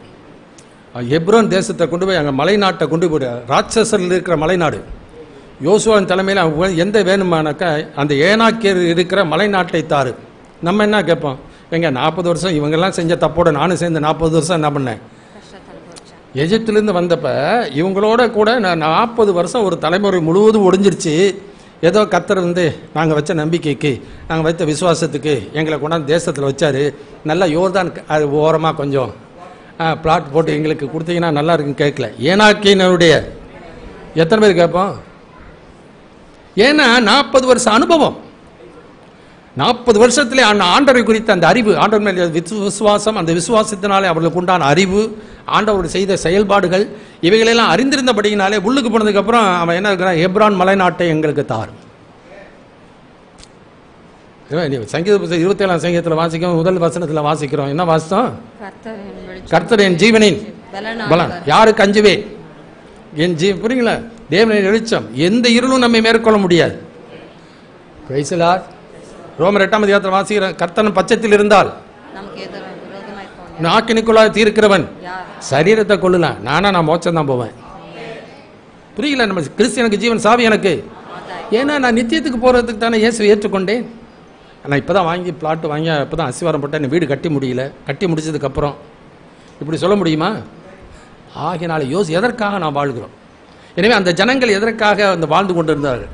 அவர்கள் விரும்புகிற காரியம் நடக்கலைன்னு உடனே மோசேக்கு விரோதமாக முறுமுறுத்தாங்க. தொடர்ந்த வசனத்தை வாசிக்கலாம். ஜனங்கள் அவ்விடத்திலே தண்ணீர் தவணமாய் இருந்தபடியால் அவர்கள் மோசேக்கு விரோதமாய் முறுமுறுத்து, நீர் எங்களையும் எங்கள் பிள்ளைகளையும் எங்கள் ஆடு மாடுகளையும் தண்ணீர் தவணத்தினால் கொன்று போட எங்களை எகிப்திலிருந்து ஏன் கொண்டு வந்தீர் என்றார்கள். என்ன கேட்கிறாங்க பாத்தீங்களா? ஏன் தான் ரசிக்கப்பட்டேனோ அப்படின்னு வெளியில சொல்றவங்களும் இருக்கிறாங்க, மனசுக்குள்ள நினைக்கிறவங்களும் இருக்கிறாங்க. நான் இப்படியெல்லாம் போராட்டம் பிரச்சனை வரும்னு நானே பதிலாம் சொல்றீங்க. நிறைய இருதயத்தின் நிறைவினாலே நினைச்சிருக்கலாம். நல்லது வந்தது, நான் உபத்திரப்பட்டது, பிரமாணங்களை கற்றுக்கொள்கிறேன். நான் உபத்திரப்படுவதற்கு வழி தப்பினேன். இப்பொழுது உங்களுடைய வேதத்தை ஆமென் என்னிடத்தில் சமாதானம் உண்டாயிருக்கும் பொருட்டு இவைகளை உங்களுக்கு சொன்னேன். உலகத்தில் உங்களுக்கு உபத்திரங்கள் உண்டு, ஆனாலும் உலகத்தை நான் இதுவரைக்கும் ஜெயம் கொடுத்தவர். இது எப்ரான் மலைநாட்டில் இருக்கிற ஏனா கேருவின் மேலே எனக்கு ஜெயத்தை. அதான தாவீதுக்கு இருந்துச்சு. கோலியாத்து சேலஞ்ச் பண்ணது கோலியாத்து. ஒரு கல் எடுக்காம 5 கல்லுன்னு கோலியாத்தே அடிக்க, அவனோட கூட இருந்த சாதனையும் அடிக்கணுன்றது 5 கல் எடுத்துட்டு போறான். பிரைஸ்லா. நம்ம இன்றைக்கு எந்த அளவுக்கு இருக்கோம்? ஒரு கல் எடுக்கிறதுக்கே யாருக்குமே தில் இல்லை. அவ்வளோ பெரிய யுத்த வீரர்களிலே தாவீது மட்டும் வருகிறான். பிரைஸ்லா. அவனை மாதிரி ஆண்டவருக்கு பிரியமான யாரும் இருக்க முடியாது. கோலியாத்தை எதுக்கும் அவன் ரெடி. புரியுங்களா? தப்பு செஞ்சா உடனே நாத்தான் தீர்க்கதரிசி, நீ அந்த ஆள் யார், நீ தான் அப்படின்னு இவன் தலையை வாங்குங்கள்லாம் சொன்ன ராஜா சொல்லியிருக்கலாம். இவன் தான் ஏன் எனக்கு பிரியமானவன். ஆண்டவர் அதான் அருமையான தேவன். அவரை போல நம்மை போல அருமையான தேவன் வேறு யாருமே இல்லை. நாம் தான் அவரை அறிந்து கொள்கிறதில்லை, புரிந்து கொள்கிறதில்லை. நான் என்னுடையவைகளை அறிந்தும் அறியப்பட்டும் இருக்கிறேன், நான் அவைகளுக்கு நித்திய ஜீவனை கொடுக்கிறேன். தொடர்ந்து 11ஆம் வசனத்தில் வாசிக்கலாம். 17:11 யாத்ராகமம் 17:11. மோசே தன் கையை ஏறெடுத்திருக்கையில் இஸ்ரவேலர் மேற்கொண்டார்கள். அவன் தன் கையை தாழ விடுகையில் அமலேக்கு மேற்கொண்டான். மோசேயின் கைகள் அசந்து போயிற்று. அப்பொழுது அவர்கள் ஒரு கல்லை கொண்டு வந்து அவன் கீழே வைத்தார்கள். அதன் மேல் உட்கார்ந்தான். சரி, எப்படி வாசிக்கும் போது ஒவ்வொரு காரியத்திலையும் ஆண்டவர் என்ன பண்ணுகிறார்? பாடங்களை அவர்களுக்கு கற்றுக் கொடுக்கிறார். அந்த பாடங்களை அறிந்து புரிந்து கொள்ளுதல் மிக மிக நம்முடைய வாழ்க்கையில முக்கியமாக இருக்கு. என்னாகமம் புஸ்தகம் 21ஆம் அதிகாரம் 4-5 வசனத்தை வாசிக்கலாம். என்னாகமம் 21, நம்பர்ஸ் சாப்டர் 21 verse 4 and 5. அவர்கள் ஏதோம் தேசத்தை சுற்றி போகும்படிக்கு ஓர் என்னும் மலையை விட்டு சிவந்த சமுத்திரத்தின் வழியாய் பிரயாணம் பண்ணினார்கள். வழியின் நிமித்தம் ஜனங்கள் மனமடிவு அடைந்தார்கள். ஜனங்கள் தேவனுக்கும் மோசேக்கும் விரோதமாக பேசி நாங்கள் வனாந்தரத்திலே சாகும்படி நீங்கள் எங்களை எகிப்து தேசத்திலிருந்து வரப்பண்ணினது என்ன? இங்கே அப்பமும் இல்லை தண்ணீரும் இல்லை. இந்த அற்பமான உணவு எங்கள் மனதுக்கு வெறுப்பாய் இருக்கிறது என்றார். ஆரம்ப காலத்திலிருந்து பாத்தீங்களா? ஆரம்ப காலத்திலிருந்து அவங்க என்ன பண்ணாங்க? சங்கடல்ல வரும்போதே அந்த வார்த்தையை பேசுனாங்க. மாறா வந்த பொழுதும் பேசுறாங்க. தண்ணீர் இல்ல பொழுது இதே மாதிரி பேசுறாங்க. புரியுங்களா? அங்கே ஏன்னா இதுல பார்க்கும்பொழுது காதேஸ் பர்னியால வந்தவங்க கர்த்தருக்கு அவர்கள் எப்பொழுதும் வழிவி போகிற இறுதியும் உள்ள ஜனம். உன் வாழ்க்கையில நடக்கிற ஒவ்வொரு சந்தர்ப்பங்களிலும் எந்த அளவுக்கு நீ ஆண்டவரை அறிந்திருக்கிறாய், விசுவாசிக்கிறாய். உன்னோடு இடைப்பட்ட ஒவ்வொரு சந்தர்ப்பத்திலும் ஆண்டவருக்கு செவி கொடுத்து கீழ்ப்படிந்தாயா? கீழ்ப்படிந்ததுனாலே ஆண்டவர் கற்றுக் கொடுக்கிற பாடங்களை நீ அறிந்து கொண்டாயா? அறிந்து கொள்ளாமல் உன் வாழ்க்கையில போய்கொண்டே இருப்பாயானால் எப்படி உன் வாழ்க்கையில ஆண்டவர் உன்னோடு கூட இருக்கிறார் என்பதை நீ அறிந்து கொள்ள முடியும்? எப்படி ஆண்டவரை அறிகிற அறிவிலே வளர முடியும்? நான் சொல்ல பயன் புரியுங்களா? நம்ம அதெல்லாம் நினைச்சு பார்க்கறது இல்லை. ஆவிக்குரியவன் ஆவிக்குரிய சிந்திக்கிறான், மாம்சத்துக்குரியவன் மாம்சத்தை சிந்திக்கிறான். நாம் ஆவிக்குரியவன் என்று சொல்லுகிறோம், ஆனால் மாம்சத்துக்குரியவர்களாக வாழ்கிறோம். இதுதான் 2 கட்ட நிலைமையில. எனவே இப்படிப்பட்டவன் பின்வாங்கி போகிற நிலைமையில் தான் அவன் காணப்படுவான். ஆரம்பத்தில் கொண்ட நம்பிக்கை அவன் என்ன பண்ணுகிறவன்? விட்டு விட்டவன். தொடர்ந்து வாசிக்கலாம். உபாகம புஸ்தகம் 8ஆம் அதிகாரம் முதல் 3 வசனம். உபாகமம் டியூட்டரானமி சாப்டர் 8 verse 1 to 3. நீங்கள் பிழைத்து பெருகி கர்த்தர் உங்கள் பிதாக்களுக்கு ஆணையிட்டு கொடுத்த தேசத்திலே பிரவேசித்து அதை சுதந்திரிக்கும்படி நான் இன்று உங்களுக்கு விதிக்கிற எல்லா கட்டளைகளின் படியும் செய்ய சாவதானமாய் இருப்பீர்களாக. உன் தேவனாகிய கர்த்தர் உன்னை சிறுமைப்படுத்தும்படி, நல்லா கவனிக்க, உன் தேவனாகிய கர்த்தர் உன்னை சிறுமைப்படுத்தும்படிக்கும் தம்முடைய கட்டளைகளை நீ கை கொள்வாயோ கை கொள்ள மாட்டாயோ என்று அவர் உன்னை சோதித்து உன் இருதயத்தில் உள்ளதை நீ அறியும்படிக்கும். நல்லா கவனிச்சீங்களா? என் இருதயத்தில் இருக்கிறதை நான் அறியும்படி. உண்மையில் ஆண்டவர் மேல விசுவாசம் இருக்கா? எனக்கு கீழ்ப்படுதல் இருக்கா? அல்ல முறுமுறுக்கிறனா? அல்ல ஆண்டவரை பரிச்சை பார்க்கிறனா? சந்தேகப்படுகிறனா? இது இருக்கா இல்லையா என்பது எப்படிதான் வெளிப்படும்? அவரை சிறுமைப்படுத்தி பரிசீலனைப்படுத்தி சோதனைக்கு உட்படுத்தும் பொழுதுதான் உன்னுடைய ஆவிக்குரிய உண்மையான நிலை வெளிப்படும். இப்போ சொல்றது நல்லதா கெட்டதா? அதான் யோசிச்சு பாருங்க. தொடர்ந்து வாசிக்கலாம். உன்னை இந்த 40 வருஷம் அளவும் வனாந்தரத்திலே நடத்தி வந்த எல்லா வழியையும் நினைப்பாயாக. 1 பேதுரு 1ஆம் அதிகாரம் 6, 7, 8, 9. 1 பேதுரு புத்தகம் இதிலே நீங்கள் மிகவும் துன்பப்படுகிறீர்கள், சந்தோஷப்படுகிறீர்கள். என்றாலும் துன்பப்பட வேண்டிய வாசகம் தான். இதில் ரொம்ப துன்பப்படுறாங்க தான். ஏன்னா சும்மா பாடுகள்ல, ஏன்னா துன்பப்பட வேண்டியது அவசியம்னு வேற போட்டுட்டாரு. அதனால வாசிங்க. இதிலே நீங்கள் மிகவும் சந்தோஷப்படுகிறீர்கள், என்றாலும் துன்பப்பட வேண்டியது அவசியமானதால் இப்பொழுது கொஞ்ச காலம் பலவிதமான சோதனைகளினாலே துக்கப்படுகிறீர்கள். எவ்வளவு காலம்? கொஞ்ச காலம். கொஞ்ச காலமா? ஆமா.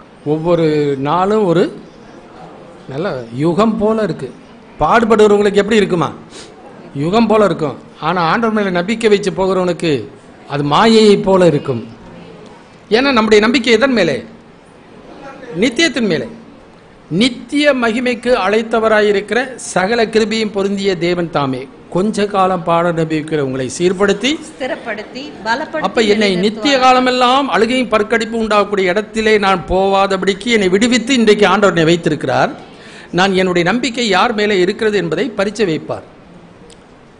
உலகத்தில் ஸ்கூல்லலாம் பரீட்சை வைக்கிறாங்க, காலேஜில் பரீட்சை வைக்கிறாங்க. ஸ்கூலில் வந்து பரீட்சை எழுதி நீ வந்து பக்கம் பக்கமாக அடிஷனல் சீட்லாம் வாங்கி நீ எழுதிவிட்டு வந்து என்னப்பா எப்படி எழுதிருக்க? நல்லா எழுதுனேன். ஃபஸ்ட் ரேங்க் வாங்குறவங்க கூட அவனை பார்த்து ஆச்சரியப்படுவான். நம்ம கூட 5 பேப்பர் தான் அடிஷனல் சீட்டு வாங்கினா, இவன் வந்து 10 பேப்பர் வாங்கியிருக்கிறான் அப்படின்போது நமக்கு மேலே படிச்சிருப்பான் போல. ஆளை பார்த்தா அப்படி இருக்குப்பா. ஆனால் எவ்வளோ அடிஷனல் சீட்டு. தன்ராஜ் எப்படியெல்லாம் ஜெபிக்கிறாப்புல, எப்படியெல்லாம் படிக்கிறாப்புல நிற்கிறானா இல்லையா என்பது பரீட்சை பார்த்தா தான் தெரியும். டீச்சர் திருத்தும் போது தான் தெரியும். சோப்பு கூட இருக்கும் ஒவ்வொரு பக்கத்துலையும். என்ன இருக்கும்? சோப்பு. நிறையா எழுதிட்டாக்கா நிறையா வந்து மார்க் வந்துருமா?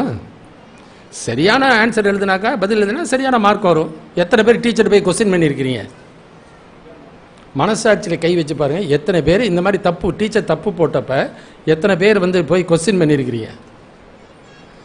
அது தப்பா ரைட்டானு போட்டதை வந்து எத்தனை பேர் வந்து டெக்ஸ்ட் புக் எடுத்து நீங்கள் வந்து ரெஃபர் பண்ணியிருக்கிறீங்க? நல்லா படிக்கிற பிள்ளைனாக்கா என்ன பண்ணும் தெரியுமா? ரெஃபர் பண்ணும். புரியுதுங்களா? நல்ல ஒரு ஆளாக இருந்தீங்கன்னாக்கா ஒருத்தர் சொல்லுகிற பிரசங்கத்தை போய் என்ன பண்ணுவா? பைபிளில் போய் ரெஃபர் பண்ணி பார்ப்பேன். ஏன்னா நான் வச்சிருக்கிற நம்பிக்கை தப்புன்னு சொல்லிட்டாங்கனாக்கா, அப்போ தப்பா ரைட்டான்னு என்ன பண்ணணும்? போய் பைபிளை ரெஃபர் பண்ணி பார்க்கணும். அதுதான் ஆதி திருச்சபையில் இருந்தவர்கள் செய்தவர்கள். அந்த பட்டணத்தார் மனோவும் வாஞ்சியாய் வசனத்தை ஏற்றுக்கொண்டு காரியங்கள் இப்படி இருக்கிறதா என்று வேதத்தோடு ஒப்பிட்டு பார்த்தபடினாலே தெசலோனிக்கேயை பார்க்கலாம் அதிக நற்குணசாலிகளாக இருந்தார்கள். எனவே these are illustrations. So what is the intention? எதற்காக ஆண்டவர் விதமாய் நம்ம சில வசனம் இன்னொன்று வாசிக்கலாம். நியாயாதிபதி புத்தகம் 3ஆம் அதிகாரம் 4ஆம் வசனம். நியாயாதிபதிகள் 3ஆம் அதிகாரம் 4ஆம் வசனம். கர்த்தர் மோசேயை கொண்டு தங்கள் பிதாக்களுக்கு விதித்த கற்பனைகளுக்கு இஸ்ரவேலர் கீழ்ப்படிவார்களோ என்று அறியும்படி இஸ்ரவேலரை அவர்களாலே சோதிப்பதற்காக அவர்கள் விடப்பட்டிருந்தார்கள். புரியுங்களா? எதற்காக விடப்பட்டிருக்கிறார்கள்? சோதித்தறிய. அப்ப ஆண்டவர் இந்த பலவீனமான சரீரத்தை விட்டு வைத்திருக்கிறார். என்னங்க? நம்மை சோதிப்பதற்காக. எச்சிப்பு தான் முக்கியம்னா ஞானசானம் எடுத்தோன்னா போய்கிட்டே இருக்க வேண்டியதான். போய்கிட்டே இருக்கு. அப்படி வச்சிருந்துருக்கலாம், நல்லா இருக்கும். புரியுங்களா? ஆனால் வச்சிருக்கிறார். நாளுக்கு நாள் எப்படி முட்டி வலி என்ன ஆகிட்டே போகுது? ஜாஸ்தி ஆகிட்டே போகுது. இடுப்பு வலி ஜாஸ்தி ஆகிக்கிட்டே போகுது. கண்ணில் ஏதோ மறைக்கிற மாதிரி இருக்கு. புரியுங்களா? ஆனால் நம்ம வாழ்க்கையில் என்ன பண்ணுறோம்? நான் ரசிக்கப்பட்டுட்டேன், இனிமேல் எல்லாமே என்ன பண்ணக்கூடாது? வசனம் சொல்லுகிறத கழுகுக்கு சமானமாய் இந்த மாதிரி வசனத்தை சொல்லிக்கிட்டே இருப்பான். நீ சொல்லிக்கிட்டே இருந்தாலும் வசனம் வயசு ஆகிட்டே போ. ஒன்றா சொல்கிறேன், நீ அந்த மாதிரி சொல்லிக்கிட்டே போனீங்கன்னா ரொம்ப சீக்கிரம் பலவீனமாக மாறிடுவேன். அதுக்கு கிருபையை பற்றி கொண்டேன்னு வச்சுக்கங்களேன், இந்த பாதிப்பு ஒன்றுமே உனக்கு இருக்காது. அதான் பவுல்கிட்ட சொன்னார், என் கிருபை உனக்கு உன் பலவீனத்தில் என் பலன். அப்படியே விசுவாசித்தான், ஏற்றுக்கொண்டான். என் பலவீனங்களை குறித்து நான் மிகவும் சந்தோஷமாய் மேன்மைப்பார். அதுதான் உண்மையான விசுவாசம். ஏன்னா நான் விசுவாசித்திருக்கிறவர், நான் வாழ்ந்திருக்கவும் தெரியும், எந்த நிலைமையில இருந்தாலும் கற்றுக்கொண்டேன். அதுதான் 1 பேதுரு 1ஆம் அதிகாரத்தில் சொல்கிறார், நீங்கள் அவரை காணாமல் இருந்தும் அன்பு கூறுகிறீர்கள், நீங்கள் அவரை தரிசியாமல் இருந்தும் விசுவாசம் வைத்து சொல்லி முடியாததும் மகிமையால் நிறைந்ததுமா இருக்கிற சந்தோஷம் உள்ளவர்களாய் களி கூர்ந்து உங்கள் விசுவாசத்தின் பலனாகிய ஆத்மீக ரட்சிப்பாடு. ஸோ எக்ஸ்பிரஸ் பண்ணக்கூடிய சந்தோஷமா? புரியுங்களா? வெளியில் எக்ஸ்பிரஸ் பண்ண முடியாவிட்டாலும், வெளிப்படுத்த முடியாவிட்டாலும் அதை அனுபவிக்கக்கூடிய சந்தோஷமா? தேவன் கொடுக்கறது எல்லாமே பியாண்ட் அவர் அண்டர்ஸ்டாண்டிங். புத்திக்கு சமாதானமாக இருந்தாலும் சரி, சந்தோஷமாக இருந்தாலும் சரி, it is super natural, it is not natural. எனவே are we after natural happiness or are after spiritual happiness, spiritual joy? The joy of the lord is my strength. கர்த்தருக்குள் மகிழ்ச்சியாக இருப்பதே உங்கள். ஸோ இன்டென்ஷன் என்ன? இந்த சோதனைகள், இந்த பாடுகளை அனுபவிப்பதற்கு என்னுடைய குறிக்கோள் லக்கு எதின் மேலே இருக்கிறது.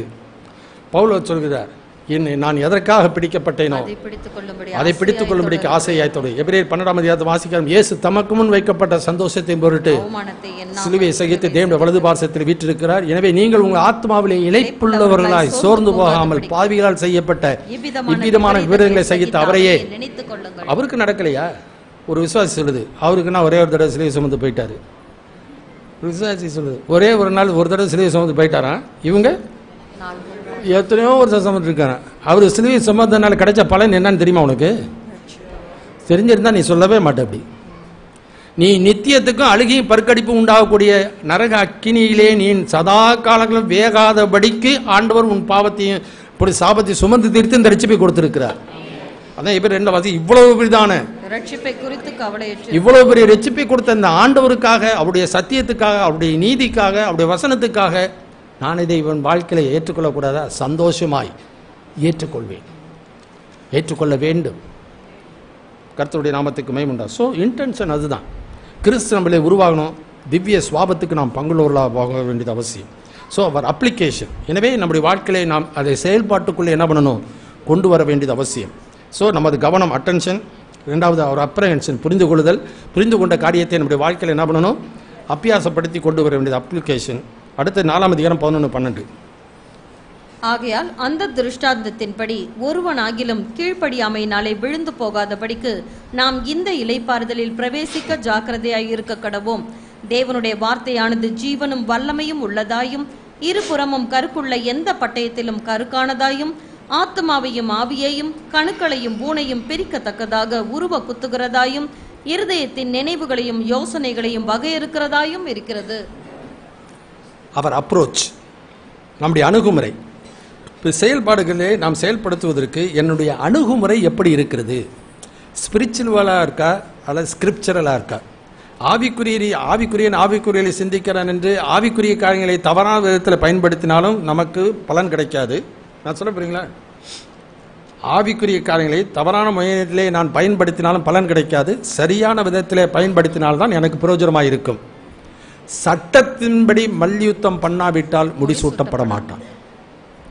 புரியுங்களா? நான் சொல்லிய இந்த வார்த்தைகளை கேட்டு இவைகளின்படி செய்கிறவன் எவனோ அவனை கண்மலையின் மேல் தன் வீட்டை கட்டின புத்தியுள்ள மனிதனுக்கு ஒப்பிடுவேன். பவுல் 1:15 சொல்கிறார், நான் உங்களுக்கு பிரசங்கித்த பிரகாரமாய் நீங்கள் அதை கை கொள்வீர்களானால் அதனாலே ரட்சிக்கப்படுவீர்கள். மற்றபடி உங்கள் விசுவாசம் சும்மா விசுவாசின்னு சொல்லிட்டு ஆண்டவர் ஐஸ் வச்சு பண்ணிடலாம் அப்படின்னு சொல்லி ஆண்டவருக்கு ஐஸ் உன் பக்தியையும் உன்னுடைய சடங்கு சம்பிரதாயங்களும் வைச்சுட்டு ஆண்டவர் செய்வாயானால் அதனால் ஆண்டவர் வாங்குகிறவர் அல்ல.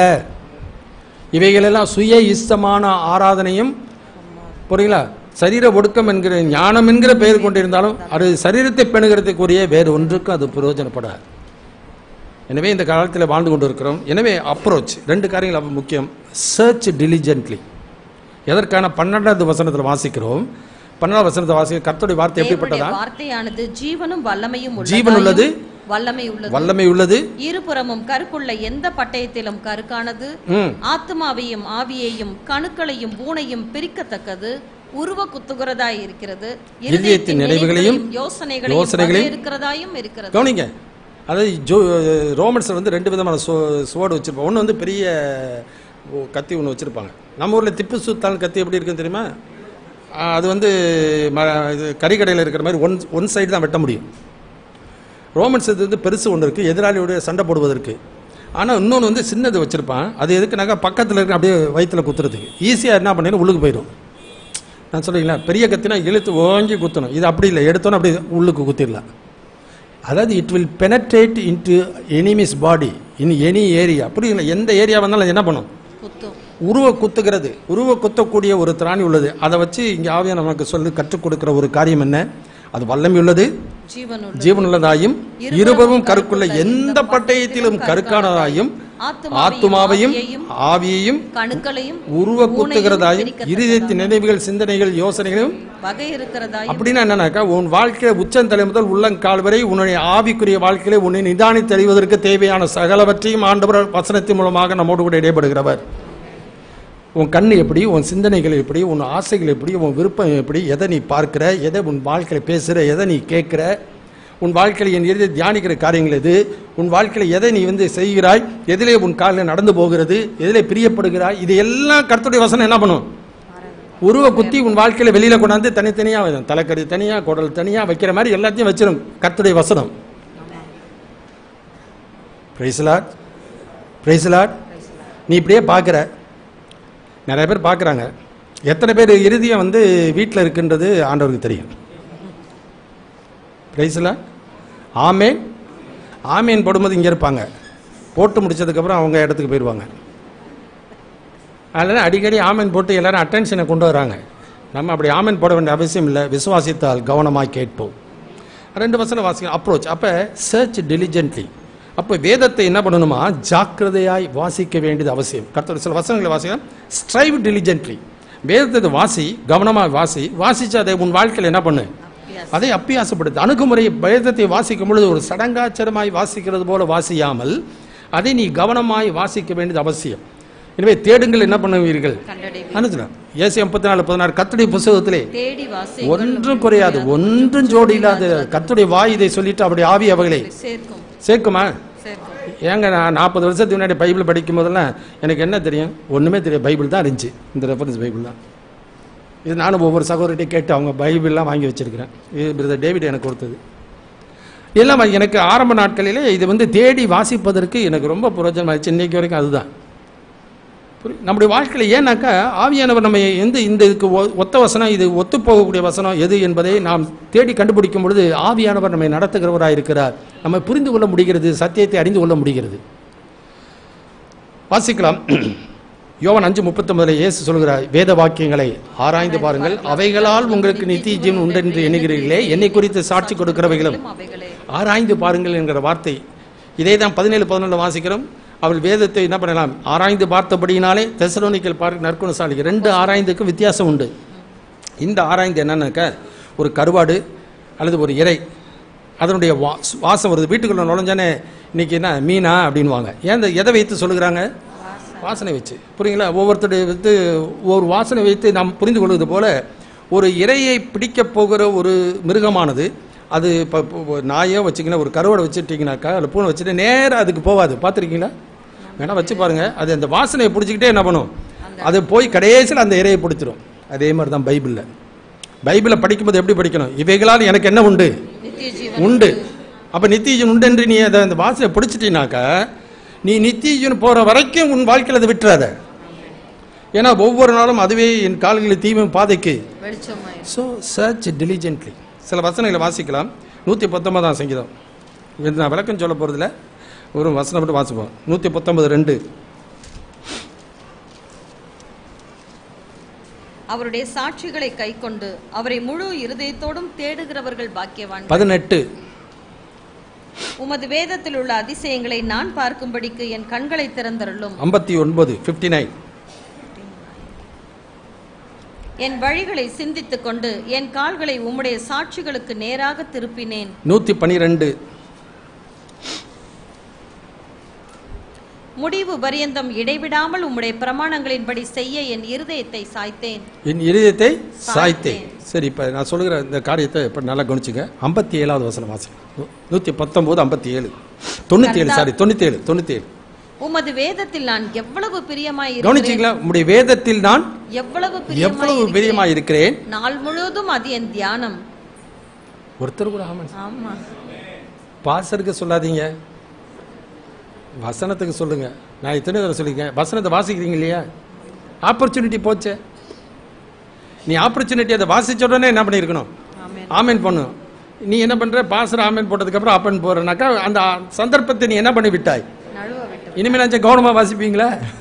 வாசிங்க மறுபடியும். உமது வேதத்தில் நான் எவ்வளவு பிரியமாய் இருக்கிறேன், நாள் முழுவதும் அது என் தியானம். நல்லா சத்தமா சொல்லுங்க. ஆமென். நீங்க உண்மையா இருக்க விரும்புறீங்க. ஏன்னா நாள் முழுதும் தியானிக்கிறது இல்லை. அதனால எப்படி பாஸ்டர் ஆமேன் போடுவேன்? அது நல்லது தான். சரி, இப்போ நாள் முழுவதும் அதை தியானிக்கிறான் இல்லையா? நீங்கள் ஒரு நாளில் என்ன படிக்கிறீங்களோ படிச்சிருங்க. நீ சின்சியராக சின்சியராக படிச்சினாக்கா ஒரு குறிப்பிட்ட வசனத்தை, ஏன்னா எதை படிக்க போறேன்னு அவருக்கு நல்லா தெரியும். எதை கொண்டு ஆண்டவன் போதிக்கும் அவருக்கு நான் நடக்க வேண்டிய வழியை எனக்கு காட்டுகிறதே. அது ஒரு வசனத்தை மட்டும் அவர் ஹைலைட் பண்ணுவார். அந்த ஹைலைட் பண்ணுகிற ஒரு காரியத்தை மட்டும் இந்த நாள் முழுசு என்ன பண்ணு, தியானம் பண்ணு. நீ தியானம் பண்ணும்பொழுது என்ன நடக்கும்? அதே 119ஆம் சங்கீதம் 45வது வசனம். 119. நான் உம்முடைய கட்டளைகளை ஆராய்கிறபடியால் விசாலத்திலே நடப்பேன். என்ன நடப்பனா? விசாலத்திலே.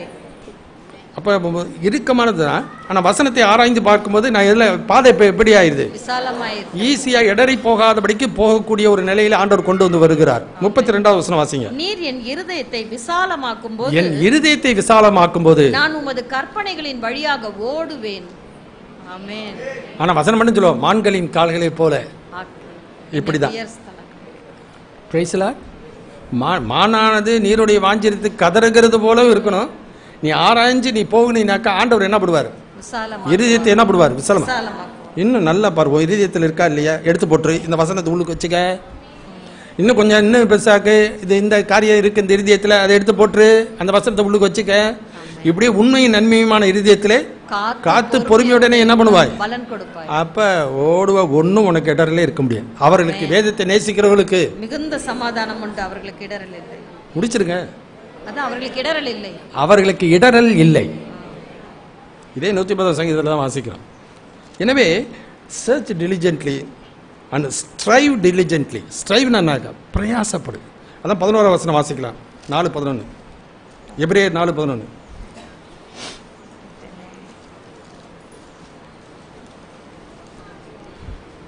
ஆகையால் அந்த திருஷ்டாந்தத்தின்படி ஒருவனாகிலும் கீழ்ப்படியாமையினாலே விழுந்து போகாதபடிக்கு நாம் இந்த இளைப்பாறுதலில் பிரவேசிக்க ஜாக்கிரதையாய் இருப்போம். So strive diligently. கவனிங்க கொஞ்சம்.